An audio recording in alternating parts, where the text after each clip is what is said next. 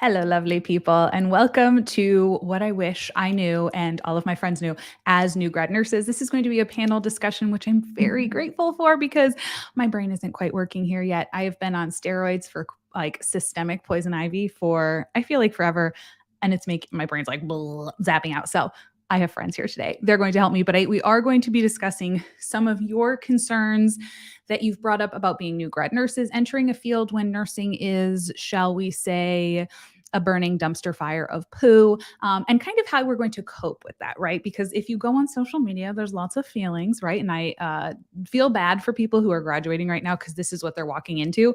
Whereas when I graduated in the olden days, there was a lot more excitement, right? You were excited to be a nurse, you were excited to graduate, you got your first job, and it was like, it was always hard, but it wasn't like post-pandemic hard. And I feel like this is a whole new thing. And so I think there's a lot of, in general, tips that I wish I had known then that you can implement now to kind of increase your job satisfaction and protect like your mental health going into all of this. And also just make you a more savvy, like hopefully confident person who can kind of like navigate this whole mess, right? Because the more you know about how to practice saying things and how to navigate conversations, the more you can go and defeat the evil giant that is healthcare. So if you are watching live, welcome. Hello.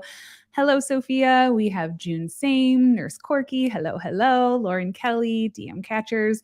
And if you are watching on the replay, there will probably be timestamps in case we go off the rails a little bit and we lose ourselves and we just need to catch up. Okay, so that's our overall for the day. If you have any questions as a new nurse, please leave them. We would love to answer them on here. We're going to kind of go based on what we had questioned, like talking to our past selves. But if you guys have current questions, then let us know. And if you also have sage advice that you would like to bestow upon us, we are always, always, always accepting it. Hello, who said Kate? All right, let's see if I can do it once again. Roll the intro and magically get everyone to appear in those 7 seconds. Or it's not 7, it's 6. Okay, ready, set, go. I need a new intro, by the way. Give me thoughts. We need new intros for the panel discussion. We'll discuss.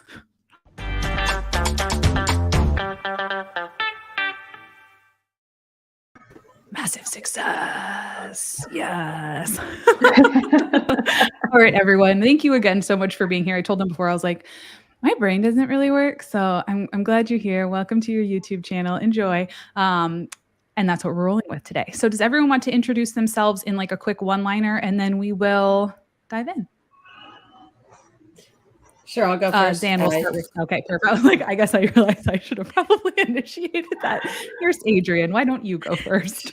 Sure. Sorry. I'm Nurse Adrian RN. I've been a nurse for 15 years, I think, something like that. I have an MBA. I'm now a private concierge patient advocate and was a union organizer also for 20 years. Thanks. Yeah. Sam. Hi, I'm Zan Lutsky. I use they, them pronouns. I just graduated in August of 2021. So I'm a fairly new nurse myself. So I figured I would join in and give tips I've found along my journey. Awesome. We appreciate you for being like more one of the newer people here. Not throwing the rest of you under the bus for not being new, but it might have been a minute for some of us. Scott. Yeah, it's been a minute for me. I'm Nurse Scott. I have the Nurse Scott YouTube channel, emergency nurse since 1992, and I'm now in school to be a family nurse practitioner. Awesome. Mama Nurse.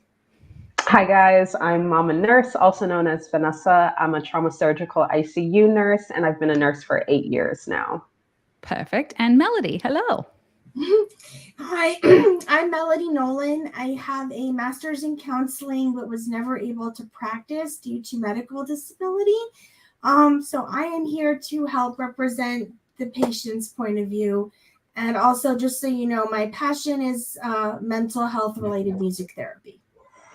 So she's going to help us all cope. She's going to give us coping strategies to help with this, because I think we should all just come out and say that being a new nurse, it just sucks, but it's going to get better. Okay. But that's the first thing to accept is it's just rough. It's learning an entirely new, it's learning a whole lot very quickly, and it is going to get better. I promise. It's a whole lot. And then added on to like the pandemic whole lot. It's like, A whole lot. And therapy, friends. Therapy is wonderful.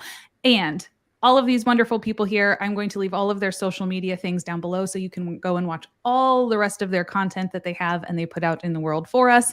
So please do go check all of that out. They're doing me a huge favor by being here. So if you go check them out, that's wonderful. Thank you. Okay. Liz, so I have a question. Yes. How do I respond to someone in the chat? I can't figure out how to type. If you go in the YouTube chat, like under a YouTube page, you can @ them and then it'll highlight their name and send it. It won't do it through StreamYard, but you can do it through, you can respond through StreamYard. So that's the streaming platform we use, but it won't highlight their name like it will in YouTube. So I usually open YouTube in a different tab and pop out the chat if I want to be able to @ people, if that helps.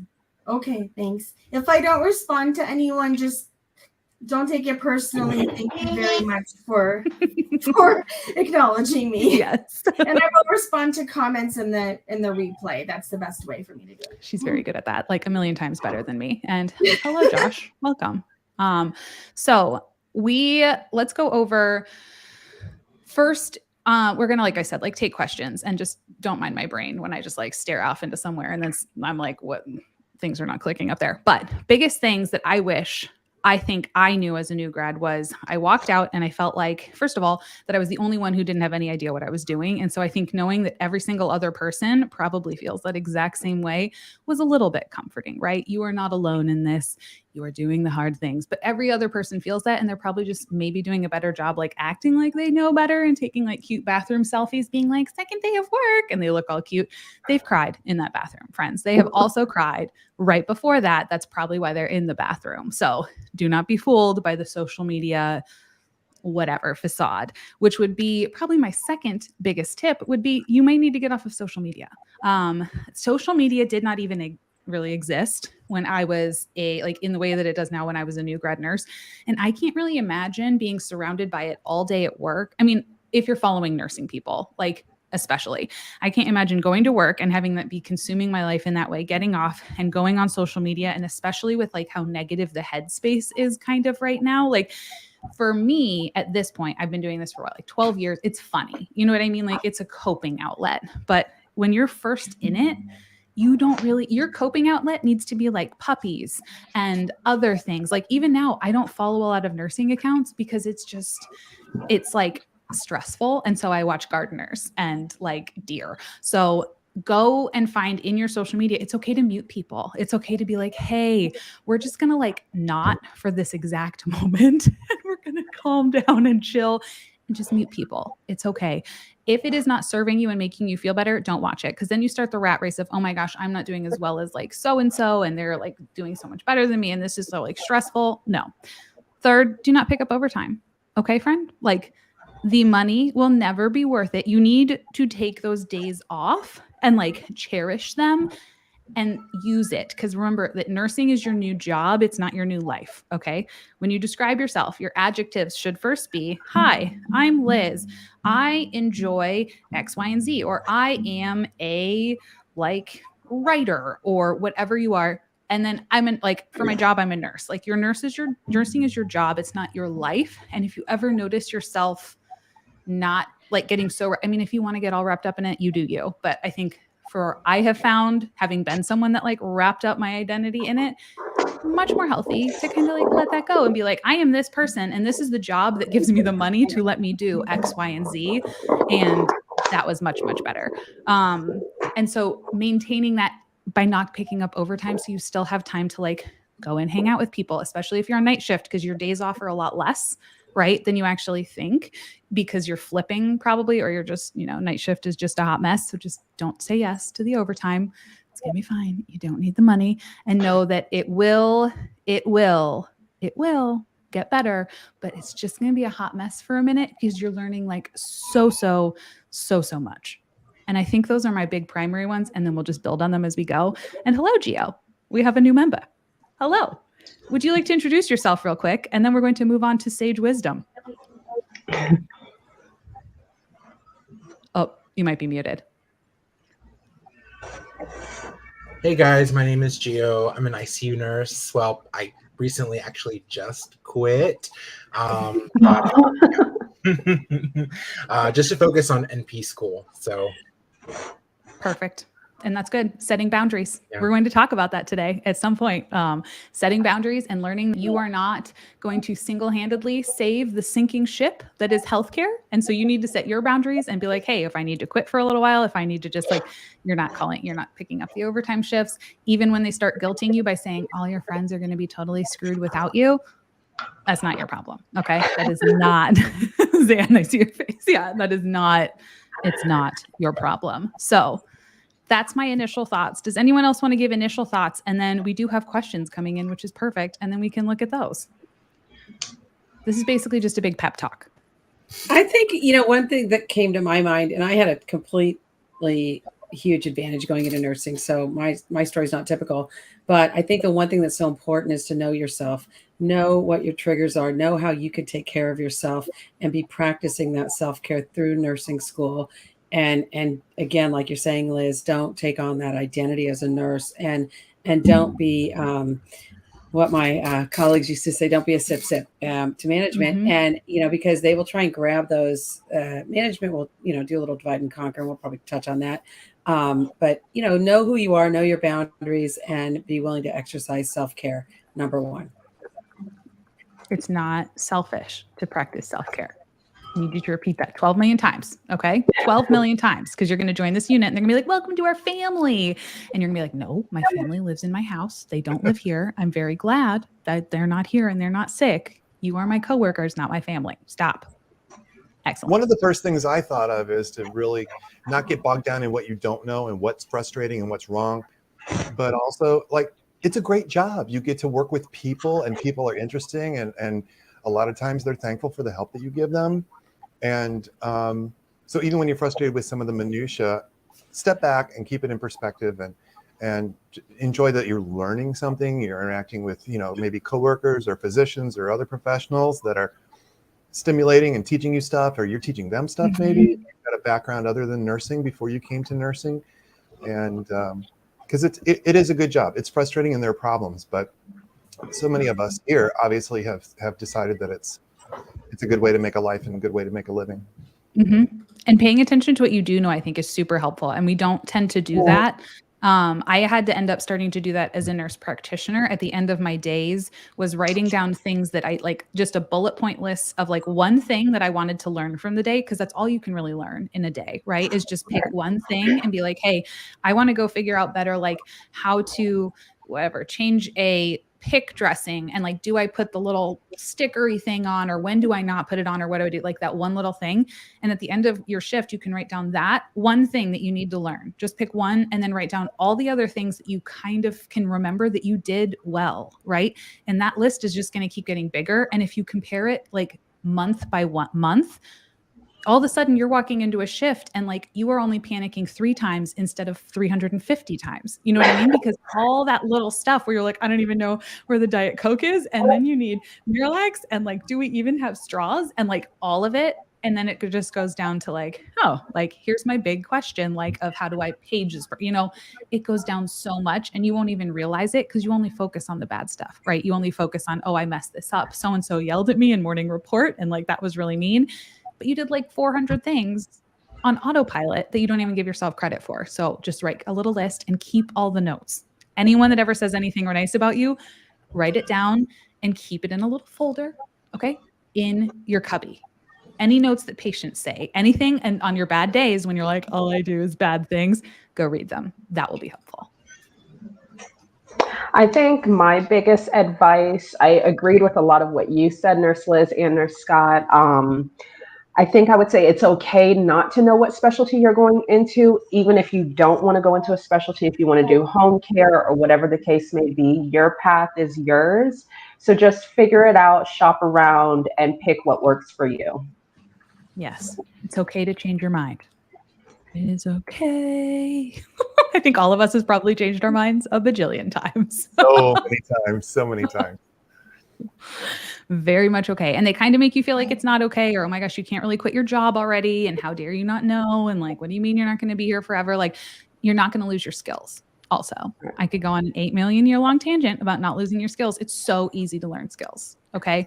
So when someone says, don't go into psych, you'll lose your skills, you're going to gain so many more than you lose, because you'll take all of those people skills and all of that conceptual stuff and you'll take it with you. And if you need to learn how to put a Foley back in, all right, I'll take the 5 minutes with you and I'll teach you how to put a Foley back in. But like, I can't teach you how to calm down a manic patient having like, when you have 4 other ones, like that is a skill that you're going to have forever. So if people tell you you're going to lose your specialty, just be like, well, I won't say anything. My snarky And if is you've been out of it for a long time, there are a couple options. I know San Francisco General has programs where they will post jobs for like the ER, and then another posting will be for like ER training program or something for either a brand new grad or for someone coming from another specialty. And if you're out of it for a long, long time, there are actually classes you can take, like a refresher course for nursing in general, like a kind of like an NCLEX review. But it's like riding a bicycle, playing an instrument. It comes back to you. It will. It will. And it's okay to change your mind 12 million times. Any other general advice that we would like to bestow on the lovely humans before we go through questions? Be nice to each other. I know I took a turn, but this is important. Also, I made up a quote. It's not really a nursing quote from Florence Nightingale, but it should have been. Be as kind to as your fellow nurses as you are to your patients, and not evil backstabbing bitches. Yeah, there you go. Florence didn't actually say that, but I think she would have. Be nice to each other, because it's so easy to get caught up in the... You can just own that as your own quote. That's totally fine. Like, when you're famous, that's how we remember you. Don't be a backstabbing bitch. Goes on my tombstone. I want that in a nursing theory book. That's the theory we actually need. Yeah. At the end of the day, the patients go home, but your coworkers are who you're going to be working every day. And so yes. I'm definitely of the opinion that like you don't have to be besties. You don't have to be family. Like I hold my coworkers at an arm's length for the most part. Like we can talk about what we did this weekend, but like I don't want to get drinks with you after work. But like we're nice to each other. And like when I have a question for them or a request for them, I ask it nicely, and like I appreciate suggestions that they give me. I think the biggest thing that I encountered was that I don't know everything, and it's okay to ask how and why. Like nursing school didn't teach us everything, and like especially if you're worried about your patient, like stop people and be like, I don't think this patient's okay. Can you please tell me why you think this patient's okay? Because like I'm a little worried. Yes. Right. Yes. Pulling people in and just being like, I'm going to have you come look at this person, and not really giving them even like a choice. You just kind of go up and you're like pulling them over, and just having someone be like, I just need you to like look at this situation is so helpful. And anyone would rather you open your mouth and ask a question or just be like, I don't even know what I don't know, but I don't know. Like, I just don't. I need help, than to just be silent and then 2 or 3 hours later have something happen. Go ahead. Yeah. If they give you a hard time, remind them what it's like to be a new nurse. Like, it's like, hey, you didn't know everything when you were out of school. I'm worried. I don't want to mess this up. I don't want to hurt my patient. Like, we're all here. Can you please come in the room with me and like listen to their lungs for 5 seconds? Yeah. Right. And just, I don't know what to do. Or if you're concerned, if you aren't sure if what you're doing is right, run it by someone. Hey, would you page this provider in this situation? Here's the basic rundown. What would you do? Should you wait? Should you whatever? Like, you don't have to do this by yourself. It's a huge team sport. And just ask. I brought in people constantly. Like, I had been there 6 years and I was like, we're going to go look at this baby together. Or like, we're just like, here we go. I was like, I'm just not sure. Hey, I haven't done this skill in a while. Will you just come and help me? Like, make sure that this is like fine, like that this is fine. And no one thinks any less of you. They're like, oh yeah, sure. And they're going to pull you into things. And like, it's just not, it can get very competitive and you feel like you have to know all of it.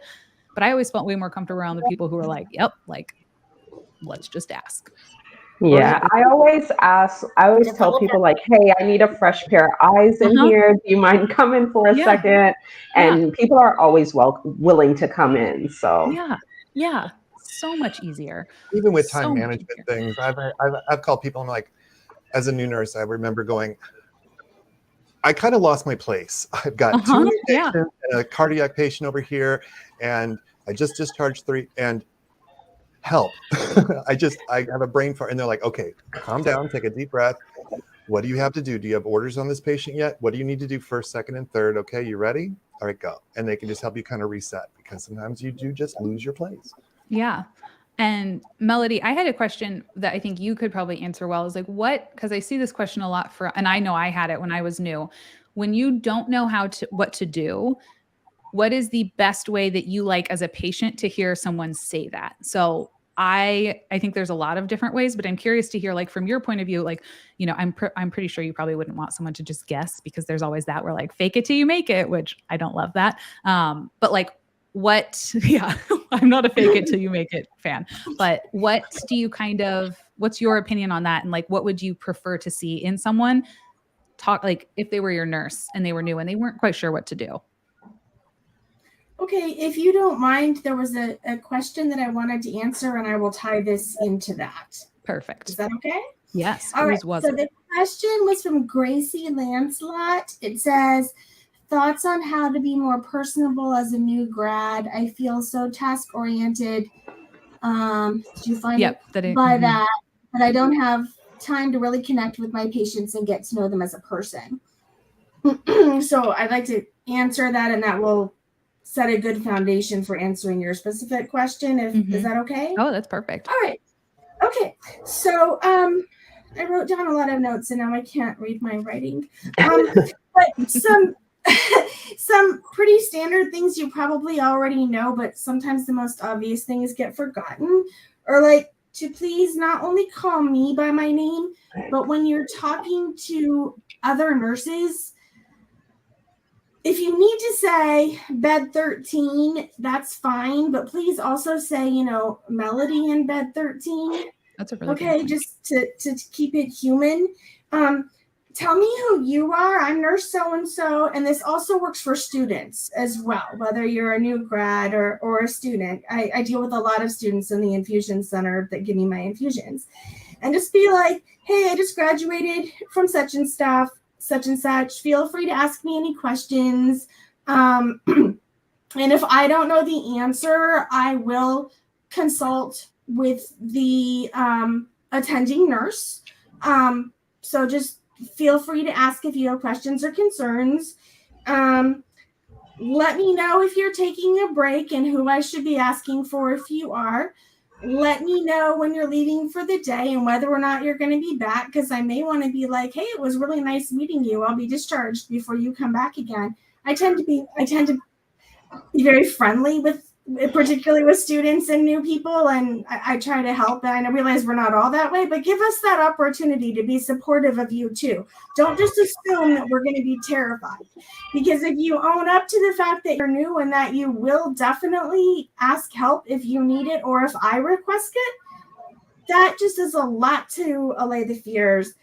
Another thing is, if while you're doing something like applying a bandage or something that doesn't take too much concentration, if you can slip in something, and this is in the beginning, early on, just to humanize you, like, by the way, I also enjoy animals and music, or whatever. You might bond with someone over that because they have a pet cat and blah, blah, blah. And I know you don't want to sit there and talk about it forever, but then later on, if they're getting nervous or something, that's like a topic that might help to bring them back down to being level, anymore. So your question was, if you don't really know what to do, how would I like it to approach? Like if I had to leave a room or something, like, and it was going to be pretty obvious that you asked me a question or you asked me to do something, and I was like,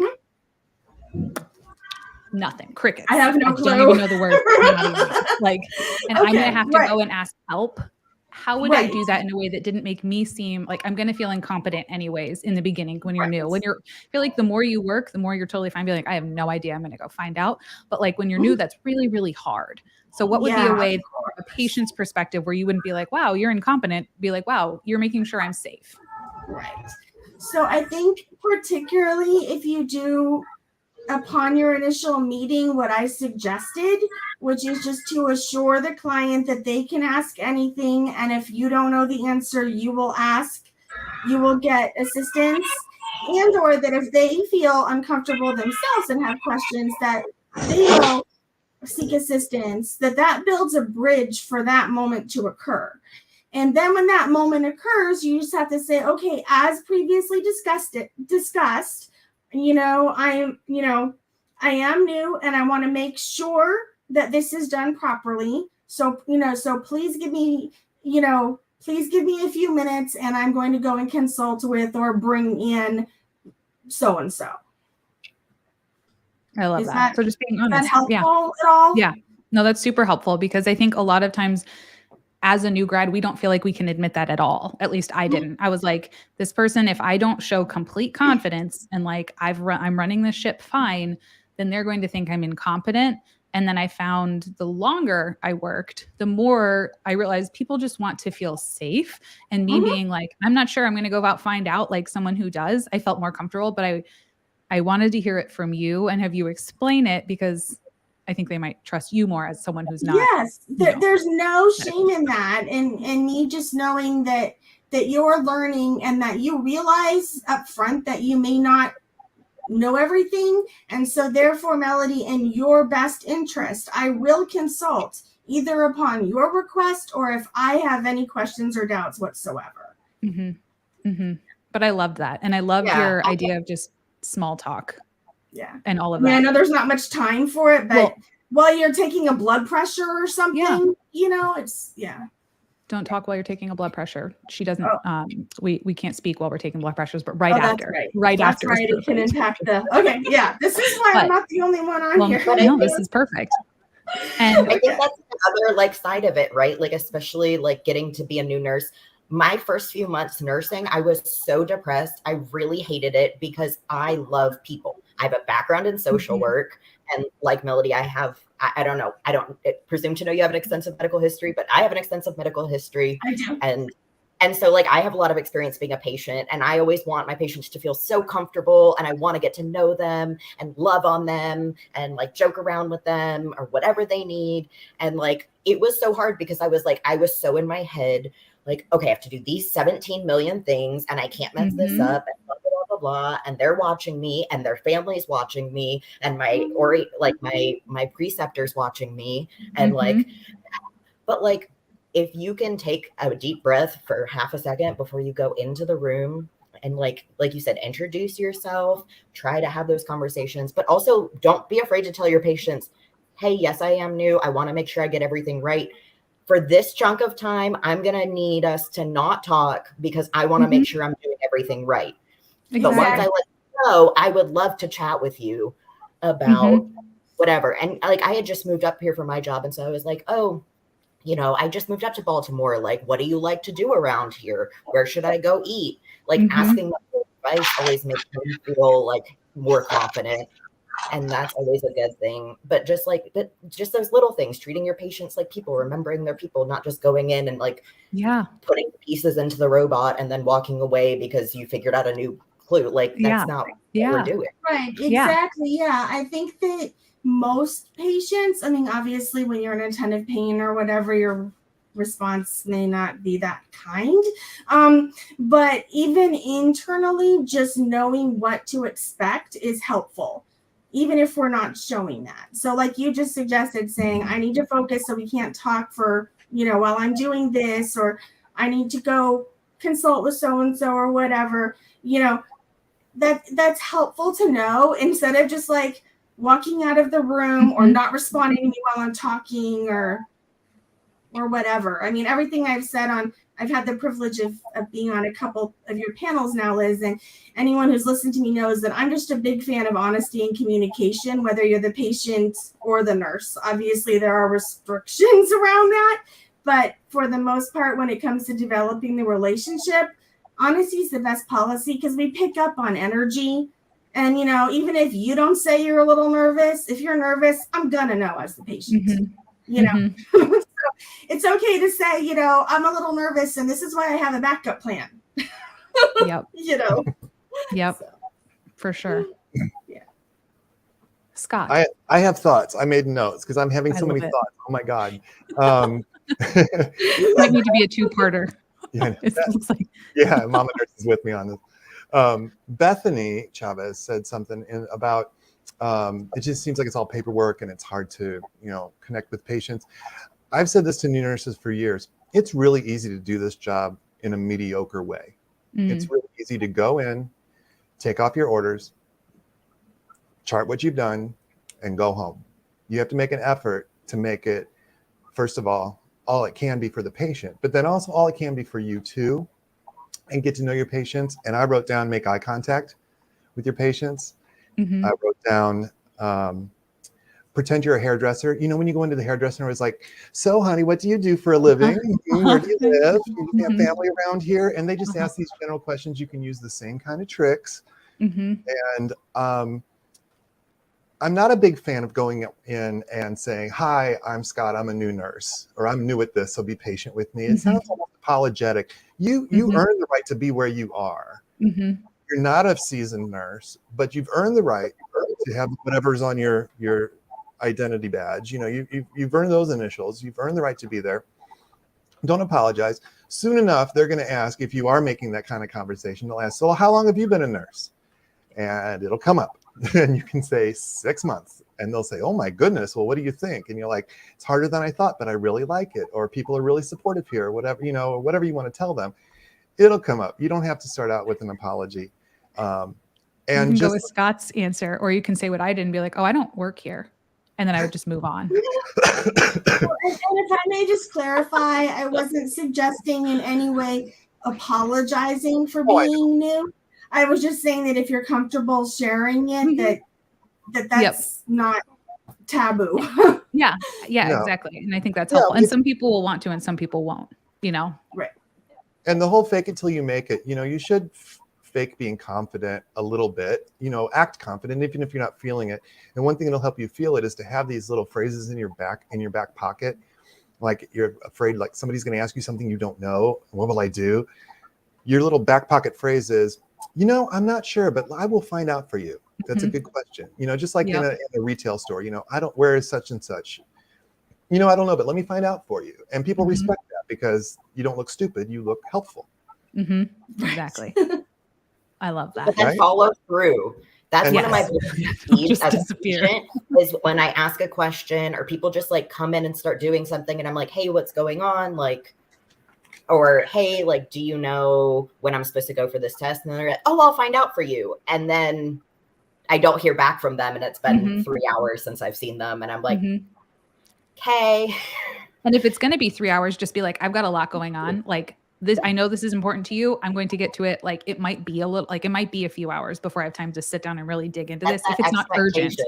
Yeah. But just set the expectation that like, hey, it's a good thing this is a 12-hour shift because hopefully I'll figure it out by the time I leave. And apologize if you mess up. You're like, oh my God, I completely forgot. Yeah. I know I promised to get that for you and I totally forgot. Totally my bad. Yeah. Be human, be a person, be a good person. Exactly. And I know sometimes it can be hard to like figure out what to say, especially if like some people are, I think, more naturally prone to like chatting, right, than other people. A very good phrase, if you have no idea what to say to someone, is just when you're walking in like, hey, if you weren't here right now hanging out with me, what would you be doing? And that opens it up to like, what do you do? Like, and they can tell you whatever they would like, you know what I mean? And usually that will get people talking about they have dogs, they'd be gardening, they would be in school. Like, what would you be doing? And it just puts the ball in their court and you let them talk. And then the you don't have to. reciprocal skill, the companion skill to that is how to get out of the room once they start talking and won't stop. Yes. Then you need to go, you know what? I'm sorry to cut you off, but I've got some other things I got to do. It's so nice. I will be back and we'll talk more about this. And so you have to have that skill to go along with the first skill. Because once you paid yourself. Yes. And then you look down and you're like, oh my gosh, I'll be right back. I want to keep this. You've got a fatty one. And you're like, if I'm not out of there in 10 minutes, come get me. Save me. Yep. Come say, I do that all. Yeah. I do that all the time. I think as a new nurse too, you're going to learn boundaries. I mean, I'm gay. So what would people always ask me? Oh, do you have a husband? Are you married?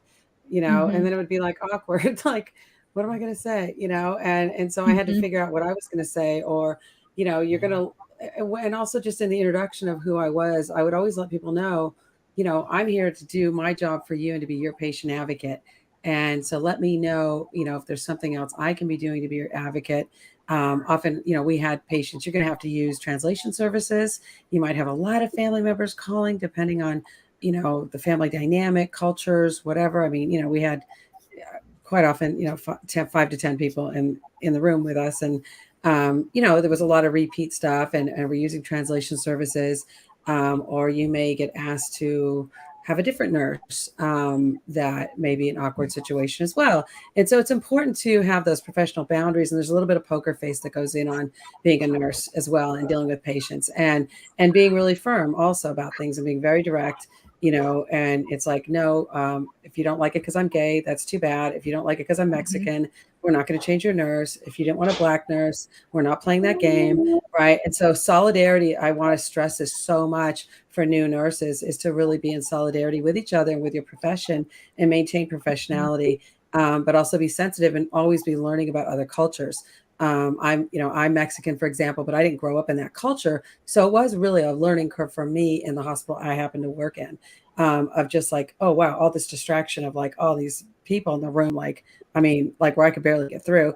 And then you also Mhm. may have to ask some people to leave and make room for equipment to get around, or, hey, don't put your sodas and all your food all over the wow in the room. And, we're going to keep this area clean. Can we agree to keep this area clean? So just be clear about what it is you need to do your job, and frame things in that scope of, hey, I'm here to provide the best care for your mom, your dad, your sister, your brother, for this person in the bed. And so I want to make sure everybody's on board with that. And I would always Mhm. just, that was how I framed it for myself. But Mhm. again, I had a little bit different experience coming into nursing. But I just think that helps so much, so that you're not feeling run down emotionally as a nurse, a new nurse, or feeling overwhelmed. And really to be, have a time schedule for yourself too, of when Mhm. you're going to do things. And that's okay. Like at least a framework of every hour. What are you going to get done? So you have some benchmarks. So you're not like that crazy, chaotic nurse, the train wreck nurse that, like, we all know, we've all worked with him or her. Mhm. And, it's like, when you're like, Mhm. please, no, actually, I don't want to break, because I know all my patients are going to code. Somehow the one that's a walkie-talkie will still code when I go on my break, Yep. right? Yep. Don't be that nurse. Be organized, clean your room, organize what you need to do, be prepared to be there, present, and do your job. Yeah. I I have like I that. had a question for you. Just speaking. What's your name again? I'm sorry, I can't see it. Oh, let me Who take the just question spoke? down. There we go. Oh, I can't Adrian. Adrian. see Yeah, anyone. Adrian. Yeah. Anyway, all right. I just have a question. A question for you. So, and it relates to some things that have been going um, on in the chat as well. When you were talking, you and they were talking about also being aware, as nurses, of if you have, any biases or Sure. We all preconceived do. notion. Right. So I understand, for example, telling a patient, I'm your nurse, and say somebody just, blurts out, you're a black whatever and get out of here, and then you want to just say, okay, well, I'm sorry you feel that way. I'm going to give you the best care I can, and that's it. And then maybe consider switching patients. I don't know if you do that or not.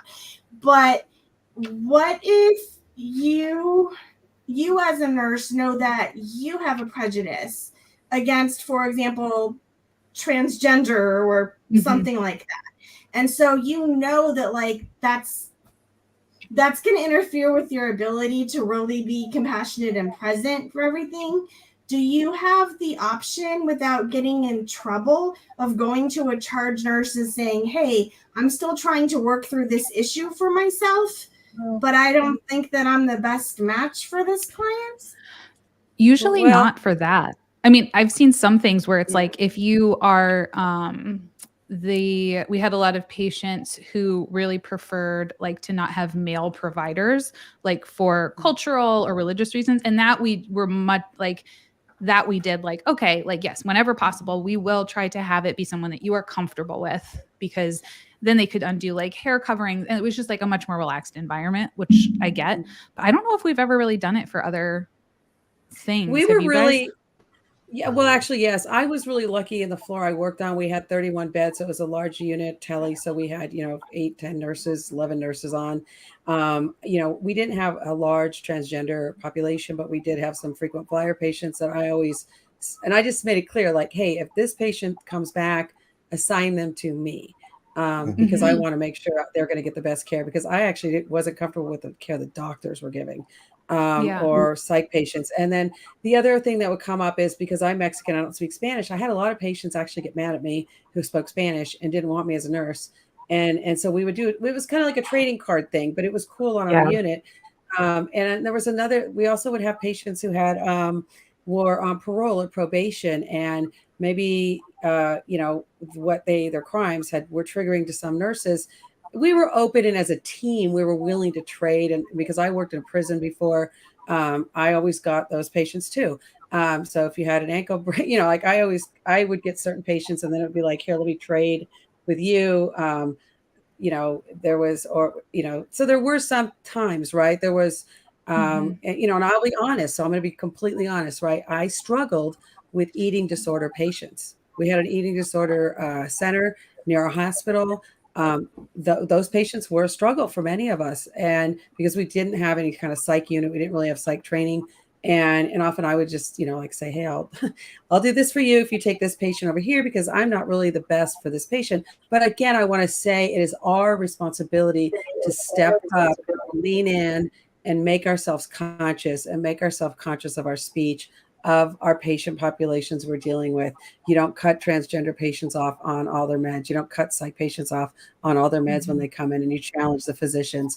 And so there's certainly, but if I knew, like, there was something that went down with a patient, and I was charge nurse like 3 months after I started as a new grad, literally the day after my preceptorship, I was charged.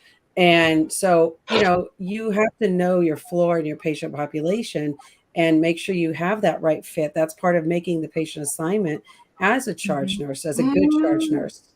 So, and so again, we want to lean into our strengths, or maybe it was a skill. So I was a vent nurse also. So maybe I had some skills. Maybe I knew wound backs, and nobody else did, or I was one of 2 nurses who could access a portacath on our floor. So, that was fine, that we would trade according to skill also, or just help out. But it's up to us to raise our game, and lean in, and expand our consciousness. Yeah. Yeah, And Sorry, So long is you answer. there don't last any very long. You don't last very long if you're a hardcore racist or homophobe, because you're taking care of people from all different backgrounds, and you better just work it out for yourself. And it's okay, like you said, to go and tell your charge nurse, this is not the kind of patient I'm most comfortable with. I'm still working on it, and maybe they can help you work on it, or that kind of thing. But to refuse outright, no. And one of the ways, I think, is to, instead of, because there are always groups, there have been ethnic groups that as a group annoyed me. I try not to let that get, I try to look at them as individuals. So maybe the ethnic group has a reputation of being, very complaining or something that annoys me. But let me just take them as an individual. Maybe they're like that. Maybe they're not like that. And maybe I can connect with them, or maybe not. But let's just focus on them as an individual, and learn from that. Let that inform my opinion of the larger group as well. But it's something you don't last very long. Got to You're going tackle to. those so in biases, either Scott. What's that? nursing school? So we got to tackle those biases. You're I was almost gonna forced say, yeah, to in this profession. in Which is either good. nursing school or CEUs or anything, is that brought up in terms of identifying your biases and how to work through them? A little bit. I just completed some CEUs on I forget the exact name of it, but it was biases and diversity in the workplace and things like that. But it really doesn't touch on a lot of the today's issues or stresses that are out there, but they touch on it a little bit. They touch on the CEUs, fluffy stuff, the Yeah. really very fluffy fluffy, and they're stuff. often And it may outdated. not be an Also, identifiable group. It may not we get be Black the people. It may ones not we be take. transgender people. It may not be one of Right. these groups. It may be somebody in your Right. particular community. It may be a group of people in your community. It may be gang members. It may be members, people that go to this school, or people that live in this fancy neighborhood, or some other group that you know of in your area that you have preconceived notions of that you need to challenge. And yeah, those classes are usually pretty generic. Mhm. No, And they could Melody, do so much I more. want to I want to add in, so nursing school is not like this really great diverse place either. So the Academy of Nursing in general. So I was kicked out of nursing school basically for being gay. The only Black student, a good friend of mine, she was targeted. My friend was from Cuba was targeted. So all the people of color basically in my program were targeted in one way or another, as were the new professors that came in, and every single one of them left. But typically let's say I went to school in 2007. At that time, right, primarily, I'm going to just say 95% of the educators are white women, right? And so that the landscape of the educators and the paradigm of the textbooks is so skewed already and biased. And I don't know what it's like now, right? Where you're reading things about like, well, Black people have this intrinsically and Asian people have this intrinsically. And we would just challenge things. So of course they hated us. But, and I mean, I experienced, I actually had to sue my school. I had to take them to the state of California. And it was California. I had a professor go on a tirade and write a really super homophobic email. She thought she was only writing to the department, and she sent it to the entire listserv of the entire university. Like the maintenance guy and the gardener got the email, as well as every single student. And it was about, Prop 8 and about repealing same-sex marriage in California in 2006. And, and then they, somehow, and also in nursing school, no, if they don't like you, they will kick you out because they can get you in clinicals, always in clinicals. But they arbitrarily made a rule that, oh, you can't miss 3 questions on a test. And they kicked me out this 3rd semester. And I was like, no, I'm not, you're not kicking me out. Like, you don't even want me another semester. Like, let's just finish this. And I, I went to the state, I'm a big mouth, and I got back in. But so it is not, you come out kind of like, not understanding right away, like there's already bias built in that you have to overcome. That is so sad to me. I know that during the externship, at least back when I was doing it, for mental health counseling, we had supervision groups where we would discuss patients or watch videos of sessions and just kind of be like, how could this have been handled better, or how would you feel? And in lack of that, I'm a big fan, as I mentioned in another video, of just like role playing, what if, your worst fear is that you encounter this type of person, and just role play, like even with each other. I guess you guys probably don't have time to just make your own little independent support groups, but I would recommend that because I've been on the other end of that, which is when I was in a hospital and I was not in good shape and I was asked, would I like the chaplain to come? And I said, I would really appreciate religious counsel, but I'm Jewish. And literally the nurse was like, you're what? And I'm all, Jewish? And they're like, so you don't want to talk to a chaplain? And I'm like, well, I don't have anything against chaplains, but I don't think that they can meet my current need right now. And then it was like, well, we don't have any Jewish leaders on staff. I'm like, you mean rabbis? I mean, it was really weird. And I had to be like, okay, here's the name of a synagogue, call them. And then it was kind of like, well, we can't do that because they don't have privileges here. And then after that, I was kind of, I left it alone, but I felt very awkward, and it wasn't a mean anti-Semitic type experience, but it was one kind of born of ignorance that did deprive me of the spiritual support that I needed. Because Jewish people are so weird, man. You never hear of that, right? They're just so few in the world. I'm from South Carolina, and like we have like a fairly decent sized Jewish population, and like it was not a weird thing to have a rabbi come to our regional medical center. And like it's kind of your responsibility to know the population you deal with. If you have Jewish people in your community, it's kind of incumbent upon you to learn what a freaking rabbi is, for at the very least. Yikes. Yeah, I mean, you need to know that. Adrienne, I was going to say, I'm sorry that happened to you. Hopefully the system worked in your favor eventually.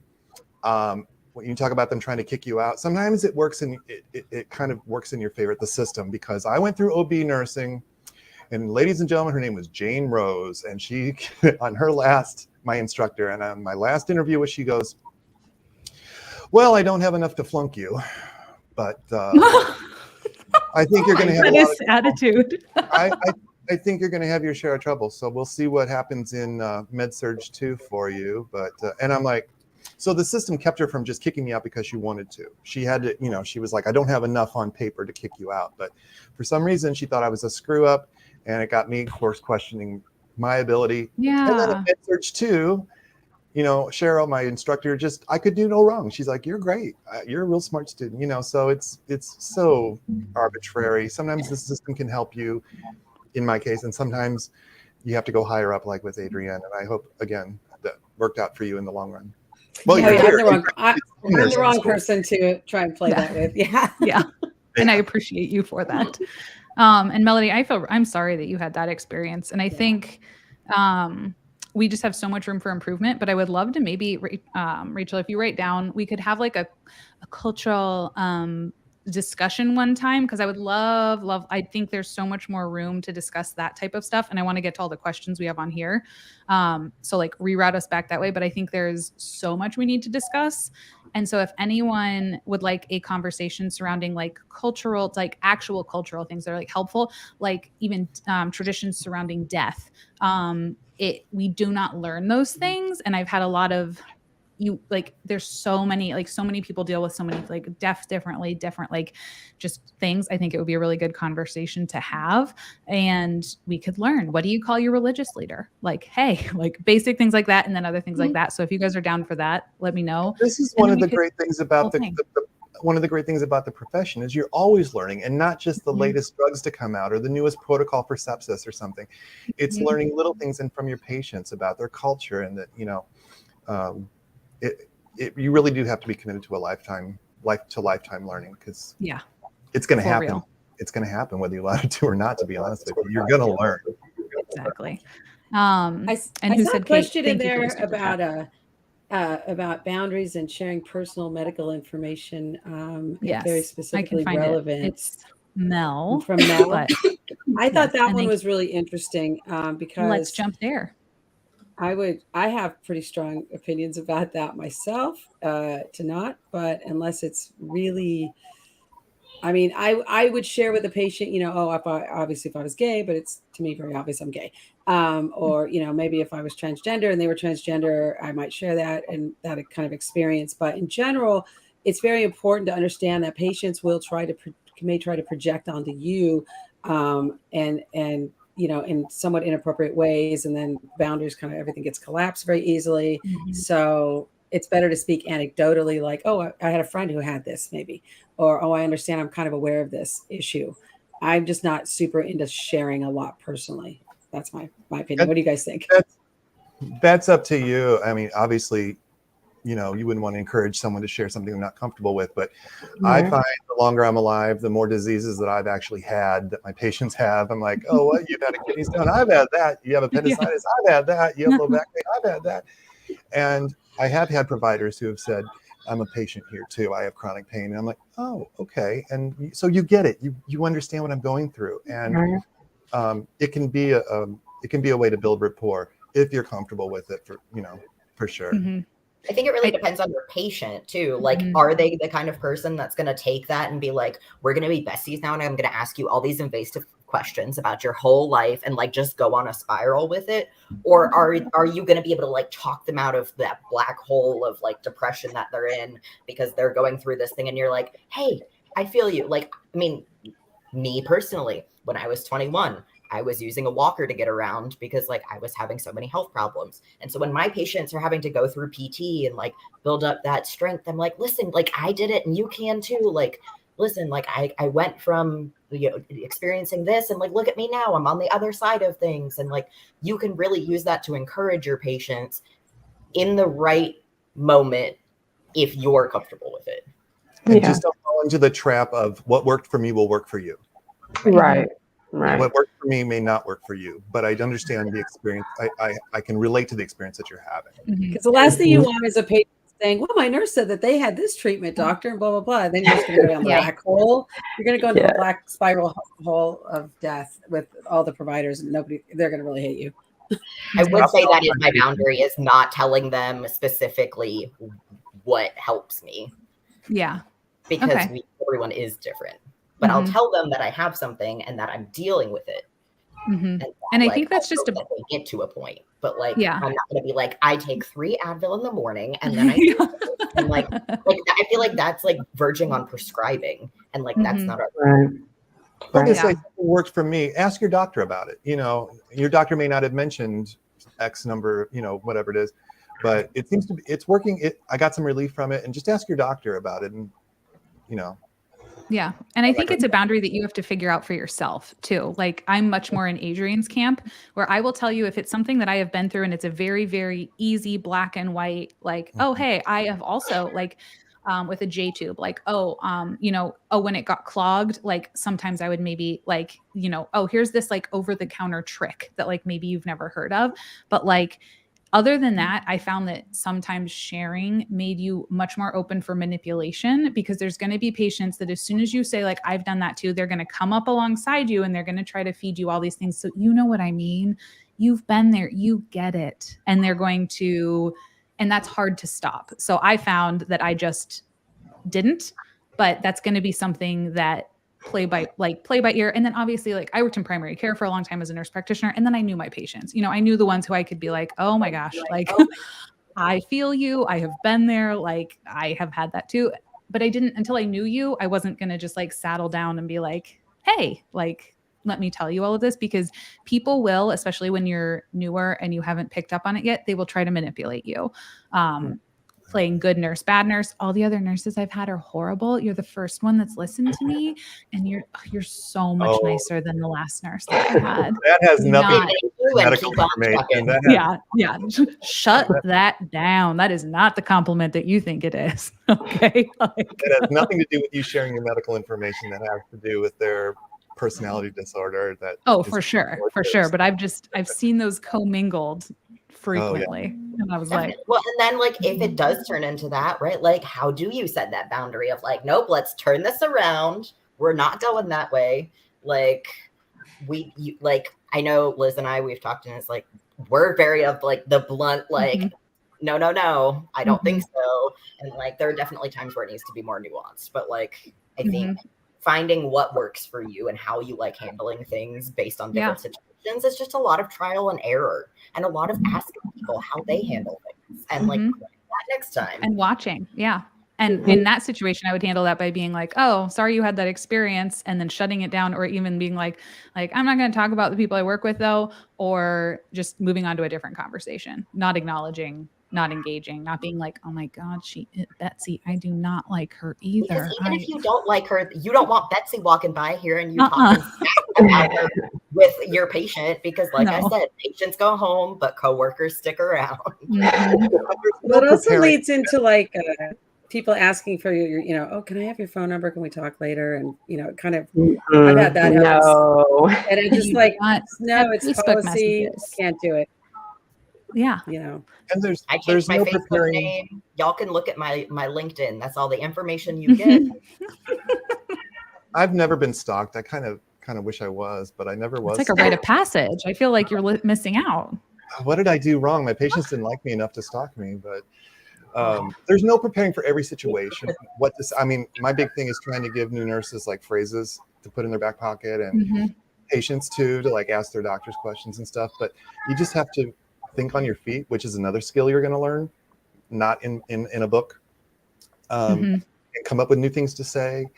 But you have to just relate it always back to the principles that you learned in nursing school. And when I was ready to graduate, I went to my instructor. I'm like, I am terrified. I am not ready to do this job. I'm working as an undergrad nurse where they give you kind of an RN assignment, but without the meds. And I'm like, I am completely freaked out. And she said calmly, we're here to educate you, not to train you. You'll be trained on your first job. And that's true. They gave me the background information, and they got me thinking like a nurse, where I'm always thinking about the patient as the center, always, empowering the patient, not advocating for the patient, but not patronizing them, and all this other kind of stuff. And then when I got out in the real world, I could use that as my kind of my North Star, as whatever I do, whatever I say, whatever I come up with. So that's, if you're feeling overwhelmed, you're ready to graduate, just know that you've been taught the important stuff, like the principles of nursing and how to think like a nurse. And then you'll figure out all the details as you go along. Yeah, you do not have to have the answers now, not even remotely. You don't know how to keep them alive. You just need to know if they're dying and how to start a code. And who to call. Yeah. That's honestly, yes. And I have a whole video that I already linked down below, and it's called like, you're not the only one if you don't feel ready or something, because everyone feels like Scott did, where you're like, you have made a massive error letting me graduate. You're like, are you sure? Me? Maybe Jane Rose was right. Yeah, Oh my God. exactly. And then all of your doubts start creeping in. And thank you, who said Kate, for the super chat. Melody, you have a fan. You might be rivaling Scott in terms of people who love you in the comments. So good luck with that, Scott. I will let you duke it out. I'm going to put Gio on the spot because you've been quiet. Here's a question for you. Hi there, my name is Grace and I'm a new grad from Colorado. Congratulations on graduating. I'm struggling most with confidence and feeling insecure about myself on the job and when I talk to patients and doctors help. So tips for confidence when you have none. I think the most important thing for me is knowing that everyone had a start. So realizing that everyone started at ground zero. No one was born into medicine or nursing knowing everything. Admitting where your lacks, your deficiencies in knowledge are. And as far as speaking with providers, gathering the facts. You may not always have recommendations right off the bat because that comes with time, but also consulting with fellow nurses on the unit. It takes some time to find that nurse that you can trust. Unfortunately, you can't trust everyone, but it does take time and skill to find that nurse that's knowledgeable and is trustworthy. And that person you can bounce ideas off of freely. But eventually, as your knowledge will grow, so will your confidence. And sometimes that means that even though you do need a work-life balance, reading up on articles or things that are specific to your unit. Now, those things make you feel more comfortable, at least for me, is knowing or increasing my knowledge base. It translates over to clinical practice. But definitely the number one thing I would say is remembering that everyone started at ground zero. Nobody was born knowing everything there is to know about medicine and nursing, and that we're all human and we're all in this for the patient. So that would be my recommendation. That's perfect. Yes. You'd be And surprised like giving how yourself a supportive- break. You'd be surprised how supportive people can be. If you're afraid of talking to a doctor and they ask you a question you don't know the answer to, or you mispronounce a medical term or something, you'd be surprised. They're not going to try to, denigrate you or make you feel bad. They'll, you'd be surprised how supportive, especially in a teaching hospital where everybody's learning. I love those environments myself, but I love what you're saying, Scott. I love that you are so positive about this. But I just want to be real with some new nurses. Doctors will cuss you out. Like other nurses will cuss you out. They'll try to put you in their place. And like cardiologists, there's a time when you can just smile through the pain and like get to the point. But there are other times when if that's a continuous problem or if it was like particularly brutal, you need to address it. As a new nurse, don't let people walk all over you. Either appeal to them as like, hey, I'm a new nurse. I'm just trying to make sure my patient is okay. Or just be like, hey, I'm a human being and I would like to be talked to with some level of respect. Either one or both. But like be prepared to do that because it is not all sunshine and rainbows and people will just like be rude. And I've heard that from the standpoint of being a patient. One time I was in a doctor's office. I was having morphine injections several times a week, and I literally could hear my doctor screaming at his staff. And it was because of some sort of Medicare thing that was limiting how long that they could keep the patients in the room or they were going to get in trouble or something. And I was freaking terrified because this doctor had always been nothing but low-key and gentle and everything. And then I heard him like screaming and threatening at his staff, and I left his practice because of it. So, I mean, if that happens, it's hard on the nurses, but if the patients witness it, it's going to be hard on us too. Unacceptable behavior needs to be followed up on. If Yeah. it's, you know, Yes. everyone Yeah. has a bad day, and maybe that doctor had a bad day and yelled at his staff. I still don't think it's right, but you know, if it's a pattern or if it's really egregious, like Zan said, you've got to let somebody know. And it's probably not just you. It's not that you're new and you mispronounced the, you know, that word. It's probably everybody. So don't take it personal, and if it's serious enough, follow up on it. And this is where one person and you go to someone like, say, your charge nurse, and say, hey, this doctor just like really tore into me, and they're like, oh, that's just how he is. No. Go to the go to your unit coordinator, go to like your department like head. Like, that is, I don't care if they're the best cardiologist or neurologist in the country. Like, we're not going to talk. We're all professionals, and we're not going to talk to people that way. Yep. I think that's And improving quite a bit. I mean, I felt like I was seeing that improve as younger doctors were coming in, and there's just a little bit different consciousness. But, you know, I worked on a multi-specialty unit. And so, you know, I was like that typical nephrologist and cardiologist having the beat down with each other. And then, you know, it's like the doctor, like, you just knew you were going to get a lashing at some point. And I kind of took it like, well, I'm just going to accept that I'm going to just look like a complete fool at some point and not have the answers for the cardiologist, you know, and then you learn what they want, what, you know, oh, okay, do not call this cardiologist unless you've got these labs, you've done manual blood pressures in both arms, and, you know, you've got certain data. This guy wants this person wants this doctor wants that. I mean, that is part of being a nurse too, and learning the team, but the charge nurse's role is also to really lubricate those relationships with physicians and understand those doctors, and be able to go to them and say, hey, you know, because look, you're not going to force somebody to say sorry or change their personality, but you know, there is some level that is unacceptable. You know, I had a doctor right before I left bedside who was a very awkward situation because she was a very young Black doctor. She was extremely homophobic, and she actually refused to talk to me. So she refused to do rounding with me in the patient's room. She would go get the charge nurse. I actually had a patient in complete crisis. My manager went in the room and he said, call the doctor. And I go, she's going to hang up on me. Watch. And I picked up my cell phone. I called her and she hung up on me. While my manager was actually restraining this patient in his bed, and he was having a massive PTSD attack. And they really just weren't willing to address it because, you know, they were scared they were going to look racist. I don't really know what it was. But, you know, I was like very aware I was not going to, it was a very awkward situation for me, you know, because sometimes you just have to deal with those things. And eventually, you know, I left. It wasn't because of that, but I was already on my way out.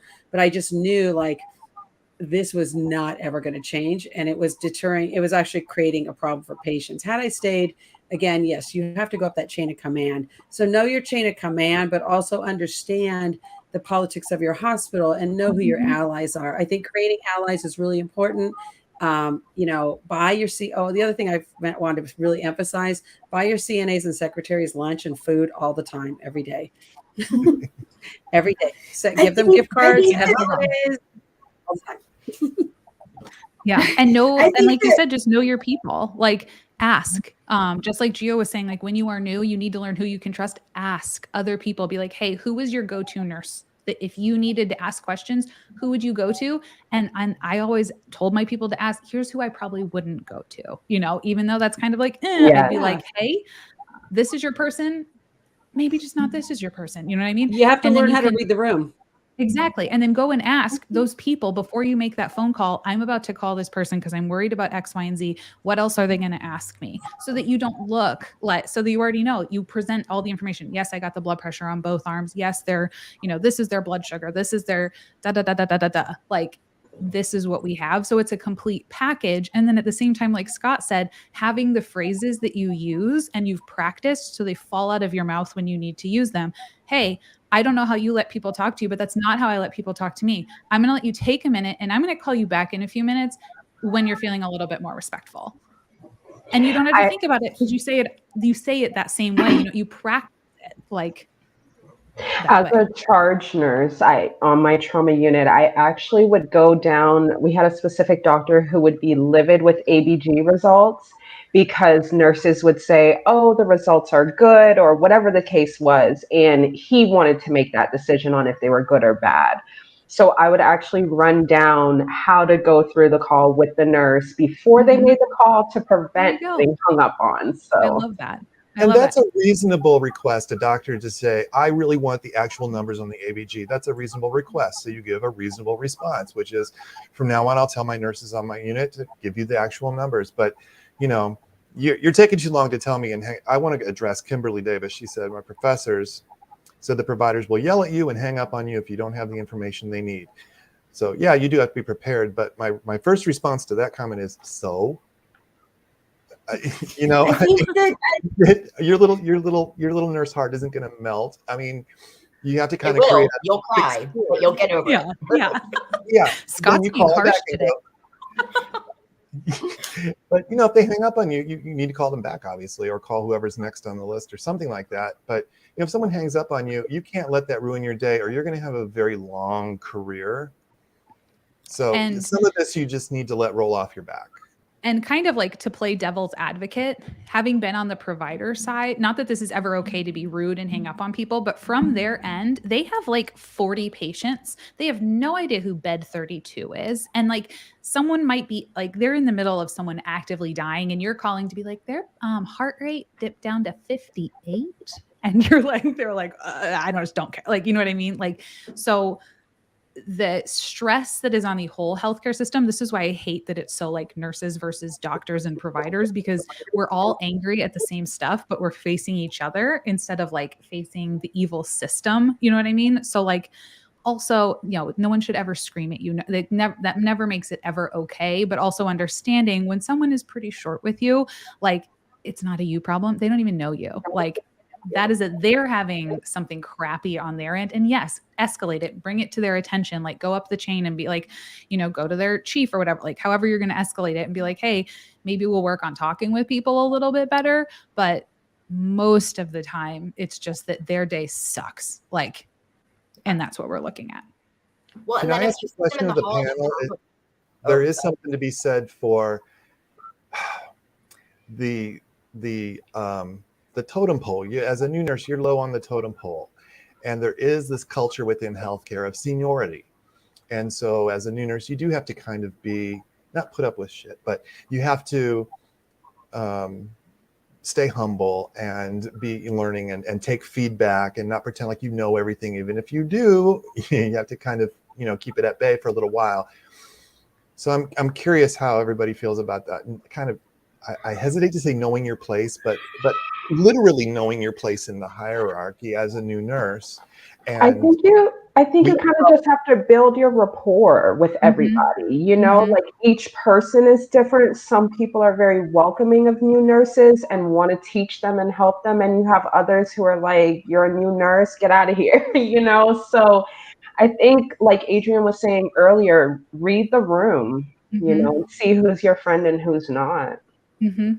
And yeah, let them learn over time who you are and what you are by having a lot of positive interactions with you versus you being like, well, I'm just as qualified to be here as you. Like that's never gonna we had a problem with new grads, especially BSN new grads coming in like they like, I'm a BSN, I already know all this. Don't tell me how to BSN new grads will walk in there and try to tell residents how to do your job.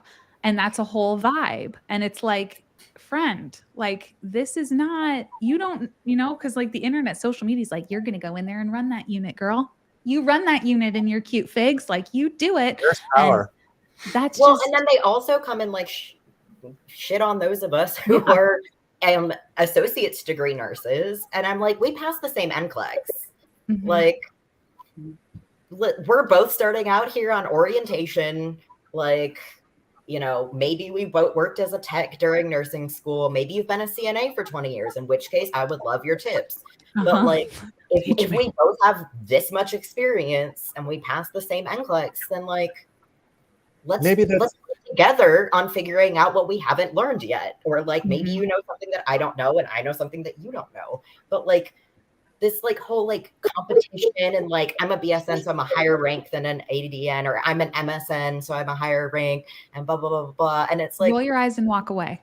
Yeah. And laugh. Maybe it's good advice for all of us, even more experienced nurses, that we always have more to learn. Yeah. So if someone's showing you how to do something, we always have more to learn. However, I have to tell this story. I was at a hospital in Albuquerque on a travel assignment. And they were orienting me to the unit. This is where we do this, and these papers go here. Now, when a transfer happens, we do these copies here, and you have to take the chart to the copy machine. Okay, and you push this button, and then it comes out over here. I said, you realize you're teaching me how to use a copy machine. Okay, now I may not know your unit, but I certainly know how to use a copy machine. And See, I would have appreciated not make that. friends that day. I would have, and I think that just comes down to, like, understand that, like, you know what I mean? Like, people are going to take it differently. And so, like, I would have been like, thank you. I was like, are you seriously? I mean, they showed us how to take blood pressures in my orientation class. And I was like, I'm sorry, blood pressures? I was like, okay, maybe y'all do it different here. I don't know. See, this is coming from me where I accidentally faxed our entire healthcare system of thousands of people a document at 4 a.m. while I was trying to make a photocopy. So that grain of salt. You needed that person to show you how to use the did. copy. They were like, well, and you can't touch this anymore. I fully believe that more experienced nurses are more experienced, and they have a lot of things to teach those of us who are newer. There's tips and tricks. There's right, like this doctor, there's different things. And, hopefully more experienced nurses are keeping up to date on like their evidence-based practice. But I've also just come out of school where they're teaching us the latest evidence-based practice. And so that's how I've been taught how to do it. And so when I'm confused because you're doing a central line blood draw differently than how I was taught to do it, I'm going to ask a question, but I'm going to ask, it's about how I phrase it, right? Like, I'm not going to be like, oh, why are you doing it wrong? I'm going to be like, hey, I'm confused. Like, is there a reason you do it that way? I want to make sure I'm doing it the right way. I was taught this way. Like, explain your process to me now? Yeah. Exactly. Well, that brings up a good point, Zan, because it's also really important as new grads. I want to say, find your policies and procedures. A lot of them are online. They, when we went electronic, they took everything off paper, and it was impossible even for the nursing students to find it, because nursing school, you're supposed to find the policy, then do the, and nobody could find anything. And and we actually brought the state in because that's part of state law in California. But know your policies and procedures, because that is the rule for the hospital, right? And so it's either, again, lean into the policies and procedures, not into interpersonal issues. I saw somebody had a comment here about gossip, toxic gossip, things like that, and how to deal with it if it's about you. And I don't know if we want to talk about that. That's a really, because that gets into kind of bullying and lateral violence, and that there's a lot of ways to handle that. So I had my staff the staff I worked with, were known to me before I came to work, because I had been their union rep before I went to nursing school. So everybody in the entire hospital knew who I was. But then, some people still talk, a little snot about me. And I used humor, because I find that's the best way to confront something in a way that's non-threatening, and kind of diffuse it. And then I just, I'm like, here you go. I'm gonna just give this right back to you, and you can deal with it in your awkward silence, and then try and diffuse it that way. And that was for me how I would try to handle things, because you're very rarely going to it's not going to work to go snitch to management. Right. And I come from I'm from Compton. We don't snitch. So, you handle things. So again, it's like, that's just my own ethos of handle it myself. I'm going to handle it. I'm going to find my people to handle it, or what, we're going to figure it out. But it's, have brevity, because a lot of times I've experienced new grads being very serious about themselves and very defensive or kind of cliquey. Also understand that you're coming into a work environment that's been established for decades and years, and there are people who've been there for 30 years. You don't know if last week, the most popular person just died that works there, right? You don't know if what's gone on in people's lives. I mean, when you work for the crew for a long time, you go through a lot together personally. And so it is very important to, again, read the room, but also be mindful that you're coming into a work environment. There is kind of a ranking. I put it in the comments. It's kind of like the military. There's an unspoken ranking, but again, if it's toxic gossip, I don't know how, I'll let you guys kind of address that too, but it really depends on how you measure that and what's the impact. Is it disrupting patient care? One, that's a critical question to ask. Is it disrupting your ability to perform your job? Are people not helping you perform your job and functioning as a team? Are you suffering specific discrimination? Are you in a protected group? Those are things I would say to ask yourself first. Just my thoughts. Right. Are you I being think, harassed? Are you being discriminated against? Or are people just like, don't like your haircut? And what is the unit culture? I have worked on unit, like, and this is going back to like what you said, Adrian. I don't either. I never took it anywhere because if I told my management, it would make it 12 times worse because my manager was best friends with the people who were saying all the shit. So it was like, why would I go and tell you that? Because now I'm going to get even worse treatment. So I just kicked it right back to them. You know what I mean? Like if they were like, oh, well, you didn't do this. And you were like, oh, that's right. Like my omnipotence today was low. I will work on learning that in the future and try to know everything going forward. Thank you. Like, or just, any kind of, I was also sarcastic, but like, I never told anyone, but maybe you work. I've heard other people talk about like they work on a unit where going and reporting it actually helps. But I found it's better to just deal with the person and be like, I don't appreciate you talking to me like that. Like, there's no reason for you to talk to me like that. You can just say, hey, Liz, did you know you were supposed to draw this at 5? Like, that's when we draw labs on this unit.